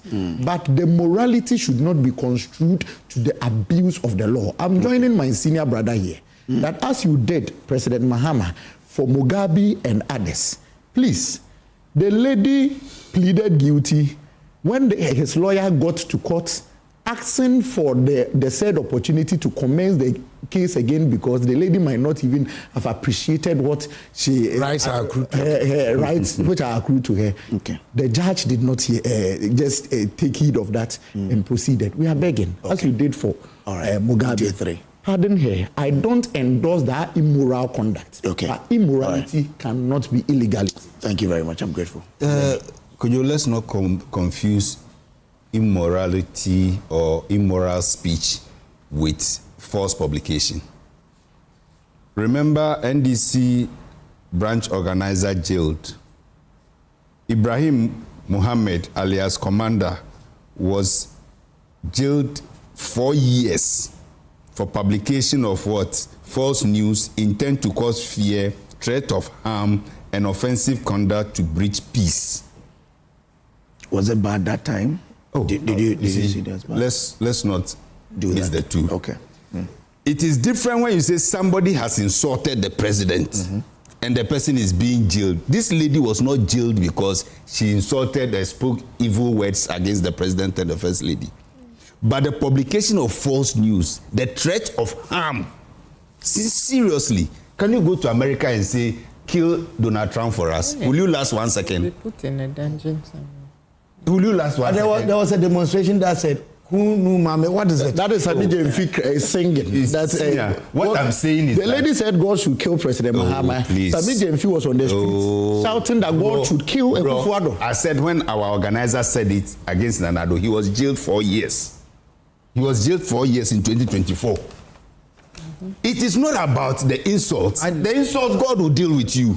But the moment you start, you see, what we don't need to encourage is that we shouldn't confuse free speech with criminal All right. Okay. But hate speech. Yes. Oh, for me, I agree that yes, the sentence was too harsh.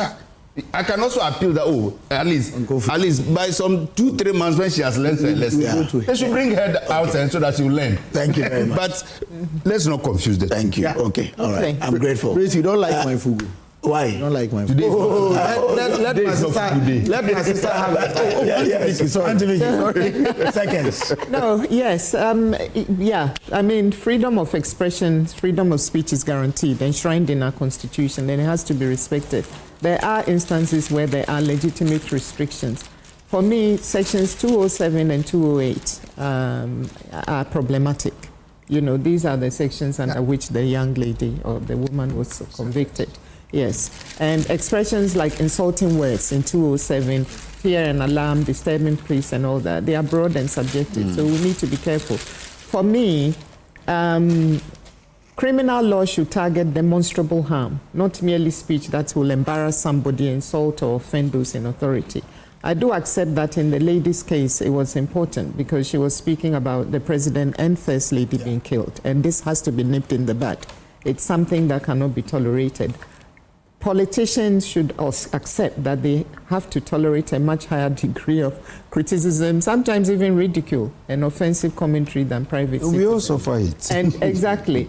But then having said that, not every lie, rumor, or irresponsible social media post should attract imprisonment. I mean, and the second prosecution, the threatened second prosecution of the lady, I think we need to drop that. Okay, all right. Where's that? Thank you very much. Thank you very much. This is for my brother called Sally Abraham.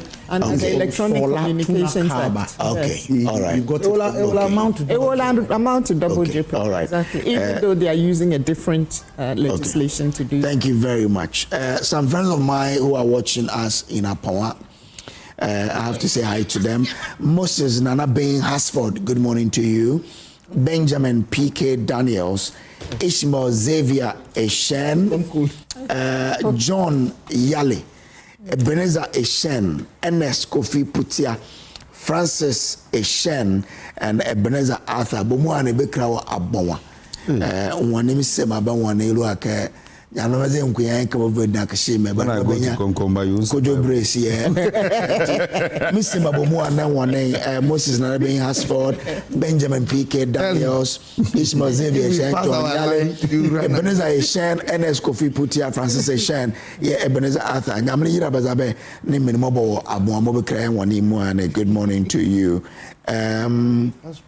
Let me try and do this brief birthday, and then we can make progress here. Let's see from my colleagues. Okay, let's try and see. Okay, not. Okay, I think we have to make progress. I can't find them here. Okay, Denesia Pomeje brought this one here. It says, happy birthday to Anthony Kwabla Ayite of the Makers House Chapel International. Okay, so this is coming from our channel manager, KOP, to you, Anthony Kwabla Ayite of the Makers House Chapel. That is why every day there's a birthday coming from Makers House Chapel. Now I get a drift. Happy birthday to you, Fortune Kofi. From Esther Ann, the psychologist. Okay, so Fortune Kofi, happy birthday to you from Esther Ann. All right, thank you for doing the viewing. But Dr. James Kwabena Bonfair Jr., CEO of Census, was here. Aaron Asiedo Entry is a member of the MPP's communications team. He was also here. Donko Hussein is Deputy DG or Director General of the National Service Authority. Victoria Bright is former legal advisor to former President John Ajakum Kufuor. Oh, gentle giants. It's a big woman. Yesterday I saw a video that someone was praising President Kufuor for the free maternal health care that he brought those days. And he is as well. Oh, why would he? Well, we'll take a break here. We'll be back with a lot more this show. Can we imagine?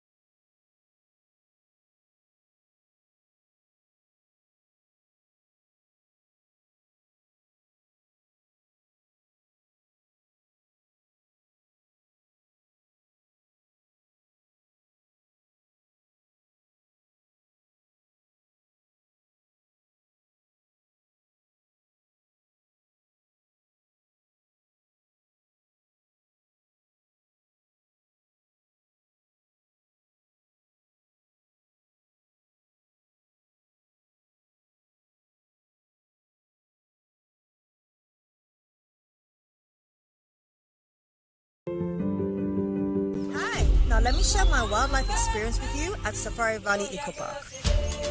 Welcome to Safari Valley Eco Park. Our electric shuttle pulled up, and in no time our tour began. We were surrounded by wildlife from the moment we entered the eco park. We were greeted by experienced tour guides who took us through orientation and how to better enjoy the experience. Watch these animals roam freely in their natural habitat, undisturbed by our presence. We saw zebras, sable antelope, brown crane, mara, silky chicken, nyalas, Shetland ponies, and so many animals I just couldn't keep up. Our tour guides taught us so much about the wildlife, their behavior, and how to interact with them. I even fed them. We also went fishing on a man-made canal. Then we took a break to have lunch in this serene environment. All this amazing experience for this price for adults, this price for teenagers. It's a bargain. As the sun began to set, it was time to go back home, but not before dinner by the campfire. It's been a thrill of a lifetime, and I can't wait till my next visit. Safari Valley Eco Park, bringing you closer to nature. Mispasses, bad referee decisions. Don't let your child's grade suffer a bad match. Ensure a straight win this academic season with curriculum-aligned textbooks and interactive tools from Pegasus Publishing. From preschool to senior high school, we have the exact game plan your kids need to ace their classes. And because it's World Cup season, you get a massive 20% off every single book. Don't drop points. Call 059-5010-175 or dash to Pegasus Publishing in Accra, Newtown, right opposite the Total Energy Station. Free delivery within Accra when you call. Pegasus Publishing, shaping minds, winning futures.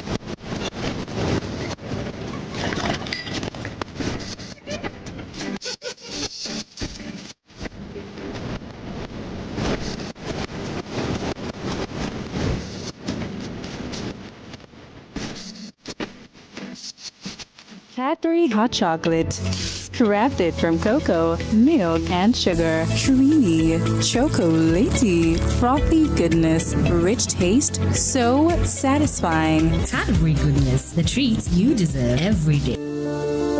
Palladium Residences in Achimota isn't just an address, it's the home you truly earned. Secure your place with just a 10% deposit and choose from beautifully designed modern apartments or spacious townhouses built for everyday comfort. This is more than a building. It's a vibrant, curated community with a clubhouse, state-of-the-art gym, and an on-site hotel, all at ABC Junction, minutes from Achimota Mall. Enjoy city energy while retreating to your private sanctuary. Call now to reserve your unit and benefit from limited launch incentives, including priority unit selection, executive pricing, and flexible payment options available. Don't miss the chance to pick the best homes. Book your private site visit today.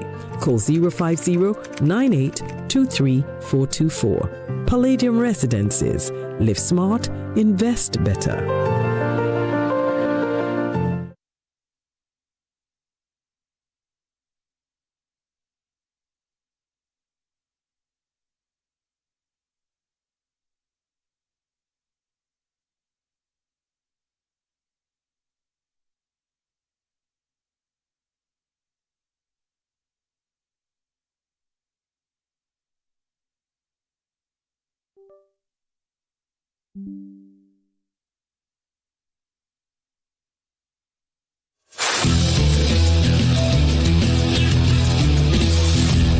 From region to region, from citizen to citizen. One conversation, one purpose. Protecting Ghana's democracy. The conversation continues from the northern region where citizens and leaders came together to confront the growing influence of money in politics. The train now makes its next stop at the Volta regional capital of Ho, because protecting our democracy is a shared responsibility. Join the Joy News Impact Makers Foundation for another exciting edition of Democracy is Not for Sale, a regional citizen-politician dialogue bringing together citizens, political leaders, governance think tanks, civil society and the media to examine the impact of illicit political financing and explore reforms that will strengthen Ghana's democracy. Expect our team of researchers between the 27th and the 30th of July in Ho as they solicit your views for a survey ahead of the forum. The forum is on Friday, the 31st of July at the Freedom Hotel at Ho at 4 p.m. It will be live on Joy News, Joy 99.7 FM, myjoyonline.com, and all Joy News social media platforms. Democracy is not for sale. Your vote is your voice.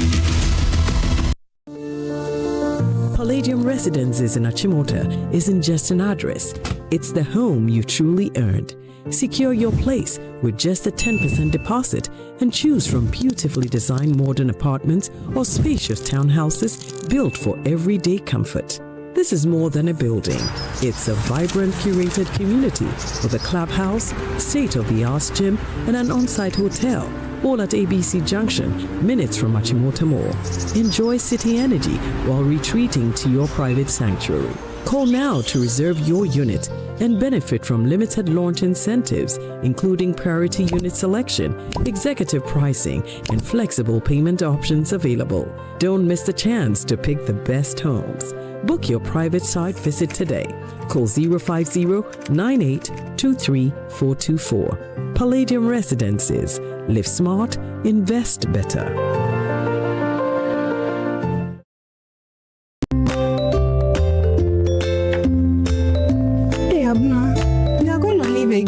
Yep, very much needed one so I could get to relax. Wow. Every time you go on leave, you go on vacation. Yeah. Last 2 years it was Dubai.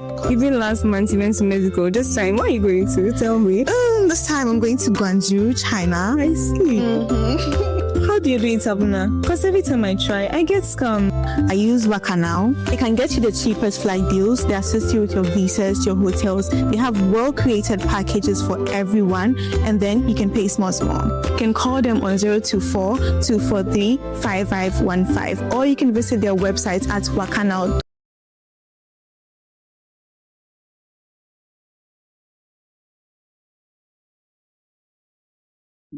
Upgrade your print game with Konica Minolta, proudly powered by SkySat Technologies. From all-in-one machines that print, scan, and copy to professional systems and heavy-duty production machines, we deliver unmatched performance. Right now, SkySat has an unbeatable offer.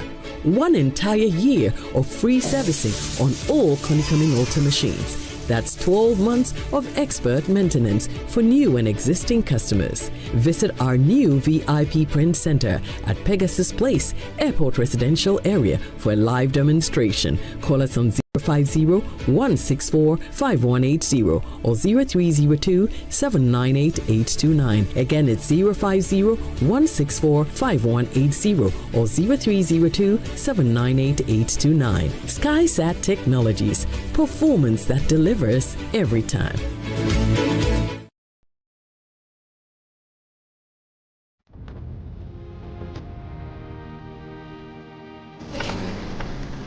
Through every stage of life,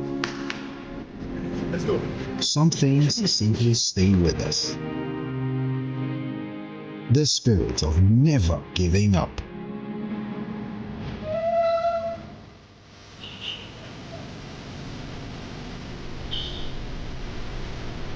A throwback to a bygone era. Love was service. The silent statement of love.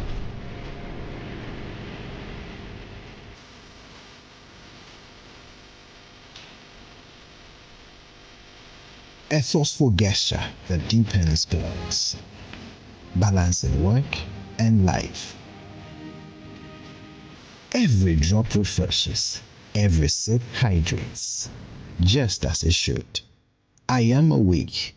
One for life. Drink water, drink awake. Supporting the National Cardiothoracic Center. This advert is NPA. Now let me share my wildlife experience with you at Safari Valley Eco Park. Welcome to Safari Valley Eco Park. Our electric shuttle pulled up, and in no time, our tour began. We were surrounded by wildlife from the moment we entered the eco park. We were greeted by experienced tour guides who took us through orientation and how to better enjoy the experience. Watch these animals roam freely in their natural habitat undisturbed by our presence. We saw zebras, sable antelope, brown cranes, mara, silky chicken, nyalas, Shetland ponies, and so many animals I just couldn't keep up. Our tour guides taught us so much about the wildlife, their behavior, and how to interact with them. I even fed them. We also went fishing on a man-made canal. Then we took a break to have lunch in this serene environment. All this amazing experience for this price for adults, this price for teenagers. It's a bargain. As the sun began to set, it was time to go back home, but not before dinner by the campfire. It's been a thrill of a lifetime, and I can't wait till my next visit. Safari Valley Eco Park, bringing you closer to nature.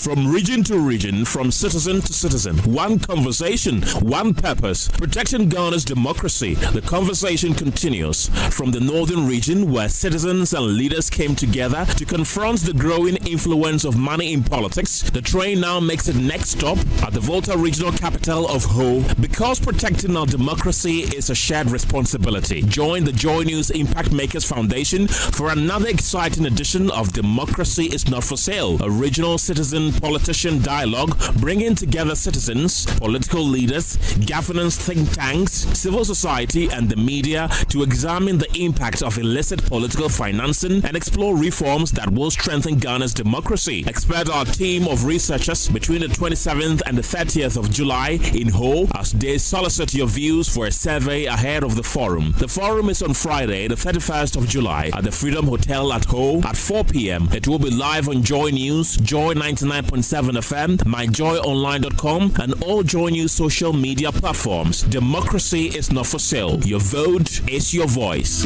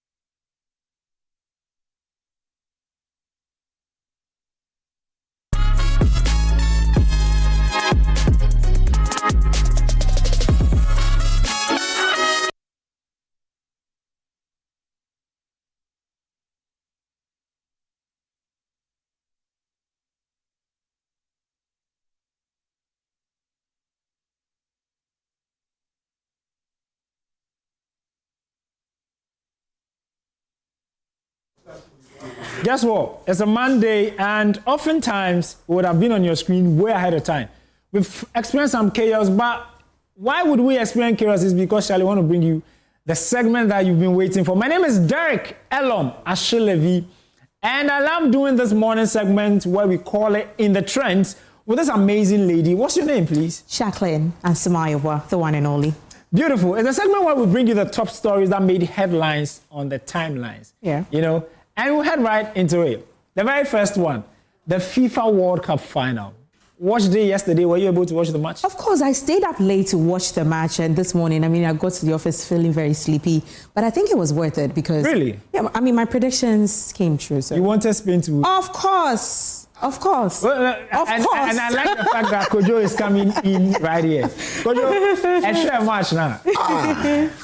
I'm Momadze, you know, maybe I'm called Sanka Ronaldo no quite done coming on bonk game in the minute, but Ronaldo am called. It's not me, no, honor. But Mumu dad and Spain Roconam so on a month of him entire wage. That's fine. I am a messy boy. I mean, my goods, I don't know what the happy is, but it was a very interesting game. I mean, we normally know how to make a comeback. Yeah. Yesterday, I think we suffered from the red card. But No, from the beginning. You didn't. No, the point is that, look, De La Fuente was able to get his boys the right strategies. They held Argentina throughout. Yeah. This is the first time Argentina in 90 minutes didn't have a shot in the game. 90 minutes, no shots. I agree. In my mind, I was comparing them to the last Ghana match. We performed poorly, like it was shambolic. And that was what happened yesterday. Don't compare Ghana to Argentina. You can't say Kojo Barcelona. Don't compare. We are talking about the game. It was like a deja vu. I was game. Like, what am I seeing? Okay, let's continue with our bullet. But today we'll bring you the good, the bad, and the ugly with the World Cup final. And the very first one is what you see right behind us. The first ever halftime show at a World Cup. I mean, all the halftime shows we've known are at the Super Bowl. Yeah. For the first time, what do you make of the show? Did you love it? Because I really did enjoy it. I made a post on X saying that I think I was even for the first half, I was enjoying the halftime show more than the match itself because, you know, in the beginning it was boring, but when the halftime show came in, I think it just put people in the mood for the World Cup, seeing most of their favorite artists on the stage. I mean, it was amazing. So next time they should do that. I think of all the way, I mean, they could have gone about it. In fact, many things changed for this World Cup final. Oftentimes, World Cup finals are played in the evening because you get better lighting, the mood is, you know, different. Yeah. But this time, FIFA wanted all the nations to be able to view the match, given the fact that the US is behind, from where we are. Yeah, so if they had played at 7 p.m., some people watch it at 1 a.m. and, you know. And it's Monday. And performing a halftime show on an afternoon is quite different, you know. Yeah. But they put it off. What we loved the most was Justin Bieber's intro. And we put that video together for you. I'm sure it should be there. You see how he entered. By Ted Lasso. You know what? I'll get the video for our viewers pretty shortly. But it had the entrance of Ted Lasso, who is a popular actor. I mean, he brings Justin in, like how they do changes in a match. And, you know, Justin comes in. And in fact, the dialogue is something around, yo, kid, go out and make us proud, you know. And Justin just comes in. And he sings his song, trending. Everything, hallelujah. Very soft. And as a person who throw shades, bro. I mean, that happened, it was good. We saw I Show Speed. That's my guy. Berima, you boy, try. Oh yeah, Berima Ekufo. Berima Ekufo. Very beautiful one. Better boy. Yeah. And like that to the world. Yeah. Isco.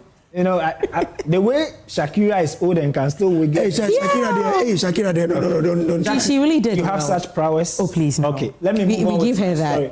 The good again was that Spain beat Messi, and that's the whole point, you know. We're all comparing Lamine to. Thank you. I agree, it's fine. Okay. 80,000 fans, you know. MetLife Stadium can take up to 82,000 people, and people really went. So it means that if we were Ronaldo, you'd have gotten 82,000. No, you wouldn't. Oh, no, you wouldn't. Did you watch the entry to Toronto? Kojo, that's Toronto, Canada. They've not seen a celebrity before. It's not. I mean, the number of people who even watched online, it was crazy. Looking at the various streaming platforms, because I was watching on the different streaming platforms, and as of that time, it was 150,000 people. I am watching. saying that if we were Ronaldo in the final, oh, bro, you couldn't. Well, I wouldn't trash the fact that he has a lot of influence. Yeah. But Messi. Many people love Messi. Okay. Please, many people also love Yamin. Okay. Let's continue. Let's continue. Six. And one of the things that affected the game once again is Enzo's red card. Yeah. If I try and explain, you may not get. I mean, they took away one of the attacking midfielders. If you know Messi often doesn't love to score a goal. He feeds the boys. And Lautaro Martinez couldn't play because he had an injury. Enzo, who could have been the only attacker, also got sent off. And another good thing we saw was that, Messi has not confirmed, but everything proves that this is his last dance, his last World Cup. Other than other goats that we do not know that age 44 and now 43, no Ginem. Yeah. You'll be coming in the next World Cup. We'll see him. 45. But the point is that the medical guys who work on him say he has a body of a 24-year-old. Let's Ciro didn't play, let me just... No problem. He didn't do well. He's a goal machine. That's what we know. What's goal machine? We're talking about football. No problem. What is football that goes? Oh, why did Spain beat Argentina? Okay, not a goal? Fine. There are two schools of thought. Oh, good. Thank you. Your mind, you cannot change my mind. Let's celebrate it. What happens? Messi's last dance at the World Cup. In fact, his coach hinted in a post-match presser, he may be resigning after this. That's what the whites they don't delay. Solid guy. They know when to leave when they're applauding. Yeah. Bibini. And of course, Messi cries. The goat cries, and it moves everybody to the point that Jamal goes to console the goat. I like that he noticed that. Look, I'm a small boy. This is greatness. Oh, he did same to Ronaldo. Let's move on. Yeah, but this match actually was quite an emotional one, and there was this whole euphoria around their picture before the match. Yeah. So seeing them hug each other after the match, it was very emotional. Hey, see Jackie, into us way. And I mean, you say, Kojo, into this, pet senior goes to junior goes. Kojo, hey, be able pet, you crab, baby, now we're drilling moment. Oh yeah. Oh no. Let's go. Oh no. Yeah, Ronaldo, he's in. Look. Okay. Those who are inspired by Ronaldo are in the millions. You just check social media when he exited. All right. It was a wash with Ronaldo stories. I'm motivated by him. People crying, Have you heard the players themselves answer the question, Ronaldo or Messi? Hey. About 70% mention Messi. No, not true. Let's continue. Let's continue. Now, the ban. What happened with the World Cup yesterday? Donald Trump has something he does. That's good for him. And we really wonder. I mean, you hosted it. The whole World Cup, he had many controversies, calling for the red card to be reversed, many things. Look at how he punished the Iranian team. They couldn't live in the country. Many people got their visas reviewed. Senegalese fans couldn't travel. Partey, and of course, suffered a lot in Canada. But he does something that everybody feels that, look, this man is starting to like too much of the spotlight. What does he do? Just when Spain is about to be crowned the champions, he goes with Infantino to take the cup and, offer it to the captains. Yeah. But he wants to be a part of the celebration. But probably, usually that's the norm. I'm just trying to defend. I'm just trying to defend it. No, wait. I know he's done this before, but I'll just give an explanation. What happened yesterday? The norm is that when you present, you leave the team for the players to do it. But he did it during the Club World Cup. Yeah. Chelsea. UEFA. Yeah. Why? I wonder. I think he lost the spotlight. And you know what makes this whole story very, very sad? If you're watching us at home, guess what? He stood there when they lifted the cup, got the trophy, got the picture. When Spain posted the final picture lifting the trophy, they edited him out of the picture. Yeah, exactly. Yeah. Such. Who wants this? It's not done. It's disgrace. And yes, sir. Yeah, you now going to shine. That's it. But that happened. It got many people. Well, that's the video you see on the screen right now. And Infantino had to come later on to come and pull him aside. Now you couldn't get the side. Kojo, I'm sure those days growing up, your mother, your mother does not even talk about boo and you and that happened, and so people thought that was quite. Yeah. But the ugly. Hey, where's my ugly slide? And there's supposed to be an ugly. Where? Let's talk about the ugly if you don't have any. Paradis. Yeah. A fight broke out. After I saw it just this morning. Yeah. So the story, for those of you may not have seen, what happened was that the Argentinian player, Paradis, says that when the final whistle went, that, okay, there you see it on your screen, that they had won, Pedri, who is a younger player, goes and celebrates a little bit in front of Paradis. Paradis is the Argentinian player. And FIFA has a policy. You cannot celebrate too much in the nose of your opponent. You can celebrate, But and you know, like more like what is it? And money, yeah, obvious. Like you just want to come in. Hagar did to Sarah, no kita kolano. Say, mina menyaba, uniba. And so when Pedri did that, who is a younger player, Paredes blows up. He's angry. And already, if you notice how he was playing the game yesterday, he was very brutish, he was bullish, he was rude, he kept fouling, you know. And so tensions flared. And of course, it's a team match. Charlie, you stand for your team. Kojo, BBA senior, Jackie, I mean, on your ball, but you know, so they got the team standing by each other. And it's sort of mad, and people were feeling, look, Argentinians were acting very so, you know. So. Do you remember? Even during the game, I think it was quite obvious. During the game, there were little fights here and there. They were pushing them, and it was chaotic. Tell me about it. Marcel Desailly. Now, when you hate his player, like, he won't talk, he will keep quiet, but you meet him. Wow. Or he will retaliate. Wow. Desailly, he will give you, he was like Pepe. You hate his player, he will just keep quiet, but you will come. I don't know if you remember, Jackie, I don't know, maybe you went to international school. Those days in school, when you fight, somebody means you. Yeah. And you do something to the person, or you hear the person in the course of school, of class. There's a statement you say, share me after closing. After closing, it was everywhere. You know, but Jackie, what have people been saying about, you know? Well, so this is all the comments we've gathered for the good, the bad, and the ugly. And first comment here says that I can't believe his mom walked over the Sahara Desert for him to have a good life. You know who they are talking about? Yes, that's Williams Jr. Nico Williams. Yes, and second comment here says that man never misses a photo op for the history books. That is Donald Trump's comment there. Soa says that I love the smell of justice in the morning. There should be bans handed to all of these players. All UK-based players that took part in that banner should have their visas revoked. The last comment here: Spain will be remembered as the winner of the competition. Argentina will be remembered as violent, unsportsmanlike cheaters. Yeah, that's what happened with the World Cup. But there's another story over the weekend that has been making some waves. There's a scheme, you know, Kojo. I have another one.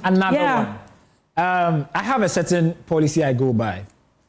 If I don't understand how the money is coming, you know, and it's not the ethical way, I don't go for it. Many people fall for Ponzi scheme. What is Ponzi scheme? A Ponzi scheme is a scheme where you put in a little money, you get a bump. It's like an easy way to make money. You invest. In fact, a former form of sikagari. If you know sikagari, I'm talking about aggradations, you know, where you bring and, you know, they blow up the money for you. And so it's happened. We've seen it many times. I mean, Men's Gold was a Ponzi scheme. We've had many of them come. There's the one I remember, Loom. There was Loom as well. You know, and the popular one was the one in the Bono area. Yeah, I remember some of the I've just forgotten the name. DK. Yes. You know, and then there was one called something Motors. Wow. Oh yeah, it was around the same area. How can a motor be the one? And you know the funny thing? It's happened over the years. But do you know what? They'll keep getting people greed. You know, look, there is no faster way of making money. That you put 20 CDs and get 2,000 CDs. And do you know what happens? This is a scheme where it just came recently. It had a little more like it had a feel of trust, a little bit trust. But that's how they all work in the beginning, because they pull you in. For beginners, you start making money, and because you become greedy, you would want more. Oliver Twist, you always want more. Then you'd be investing more. Then you'd realize that, as I do, because first one is 50, 200, 500. Next time you'd be investing 1,000, hoping that you're going to get billions. And that is when they're going to take your money. So usually that's how it works from the beginning. How did I hear about this? Kojo, this one is a little more upgraded. It has a whole app you have to yourself. The company is based in Australia, foreign based. So it gives a lot more of credibility vibes. That's because it's based in Australia. And, you know, many people are losing their money. Yeah, let me just pick 2 comments here. So, second comment here says that Seabass almost made me commit suicide last year. It was Daddy Lumba's song, Enyenya Medding. That saved me.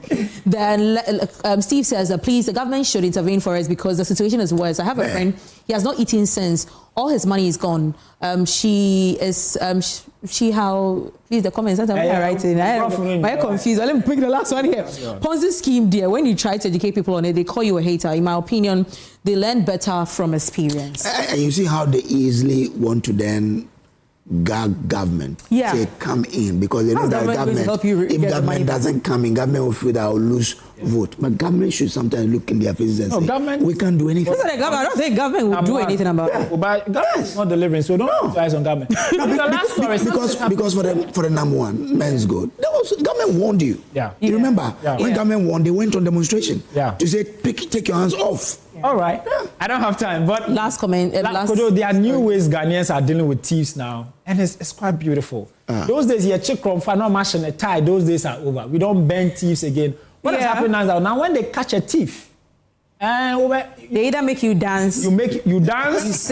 You sing. You carry blocks. In fact, one guy went to steal and he stole at the gym. So imagine a strongman or Jimmy is so confident now also. This guy has to carry bricks. The next video, this guy now, one of the things that the mining sites to the people do is that when they, however way you went about your stealing, they ask you to educate them first. Like, show us how you did it. Like, this guy goes to a Galamsey site and he's stealing a champagne machine. Can you imagine? Galamsey has evolved so much that they are now stealing champagne machines. And so he shows them how, because it's an engine, very heavy. You need about 5 people to carry that. And he shows them the strategy. And the last one, if our director will forward it, but you notice that they make you dance. They put some asokpo on the beat, and Charlie, you do some steps, you throw some moves, for us to know that. It brings your talent out. Yeah, you get it. That's America's Got Talent right there. I know, right? Yeah, Kojo, we've got to go mess up when you want to pray, just because you've gone to steal, This is a beautiful guy, All right, we've got to go, and it's a segment where we bring you all the exciting stories. If you talk about it, if it makes noise, if it makes moves, if it shakes, if it twiggles, whatever it does, we'll serve you right here on In the Trends. Yes. With me. It's me. Yeah, I was going to mention your name first. Derek, Ellen, Ashley, man, I love doing this with this amazing lady. Jacqueline and Sumaya Bois. But you know what, guys, just for laughs, there's a video of someone going to buy a trophy. Suya, and put it under a microscope. Then you see gems in it. But people still like it, regardless. Then someone says, "Oh, that's why we eat it at night." The gems will be asleep by then. Charlie, we like playing with many things. That people don't care. I'm not a meat person, so that's right. People get it at every day. I sometimes take it. I like sweet. And I take with a lot of the green pepper. All right, guys, we gotta go. Kojo, take it away. If you leave us, we'll talk forever. All right then. So that's it for you here. That's a bulletin we have for you this morning. We'll be taking goaling tomorrow. But up next, the World Cup finished. People's eyes here, it clear off. So news desk is up next. So stay on.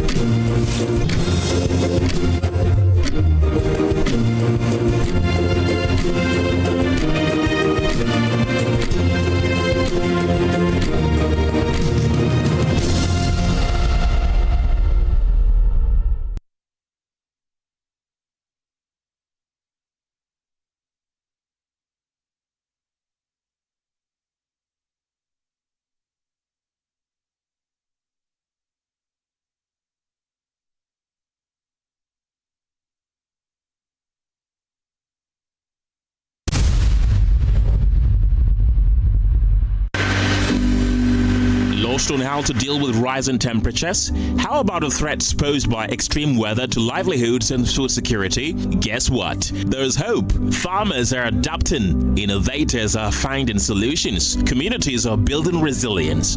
Organizations are leading change. Catch the all-new season of Climate Focus on Joy News, a weekly series that walks you through the interventions and practical solutions helping people confront climate change and build a more sustainable future.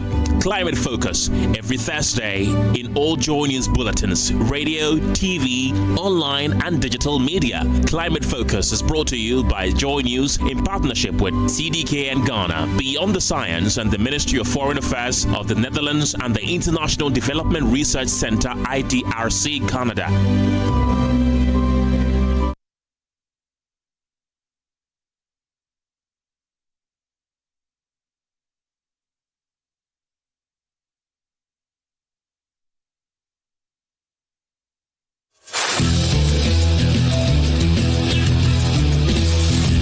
From region to region, from citizen to citizen, one conversation, one purpose, protecting Ghana's democracy. The conversation continues from the northern region, where citizens and leaders came together to confront the growing influence of money in politics. The train now makes its next stop at the Volta regional capital of Ho, because protecting our democracy is a shared responsibility. Join the Joy News Impact Makers Foundation for another exciting edition of Democracy is Not for Sale, a regional citizen-politician dialogue bringing together citizens, political leaders, governance think tanks, civil society, and the media to examine the impact of illicit political financing and explore reforms that will strengthen Ghana's democracy. Expect our team of researchers between the 27th and the 30th of July in Ho as they solicit your views for a survey ahead of the forum. The forum is on Friday, the 31st of July at the Freedom Hotel at Ho at 4 p.m. It will be live on Joy News, Joy 99.7 FM, myjoyonline.com, and all Joy News social media platforms. Democracy is not for sale. Your vote is your voice.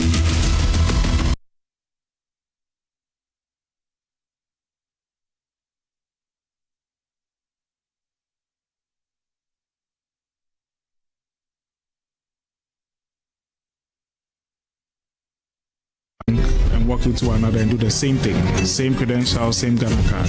They do it again and again. There's nothing stopping them. We have this hypothesis we need to test. What is the relationship between digital payments and the economy? And that the survival of our economy depends on the strength of digital payments and its safety. The digital economy, based on digital apps, technologies, is expected to grow faster than the traditional economy.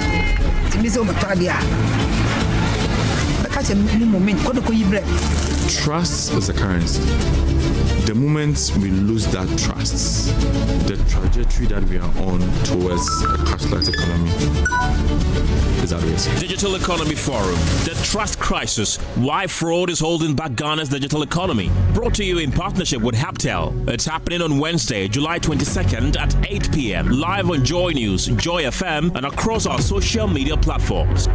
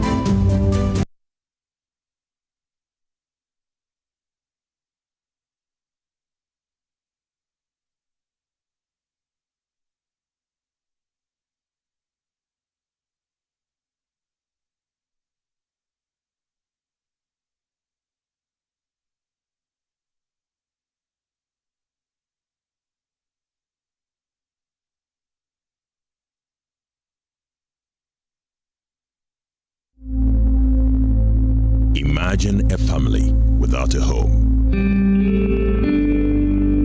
Imagine a song without a voice. Imagine a church without prayers. Imagine a government without citizens. Imagine democracy without journalists. Imagine a world without the media. Life is full of issues and stories about people, communities, and governments. Stories that have to be told by well-trained journalists. That's why you can't imagine news without Joy News.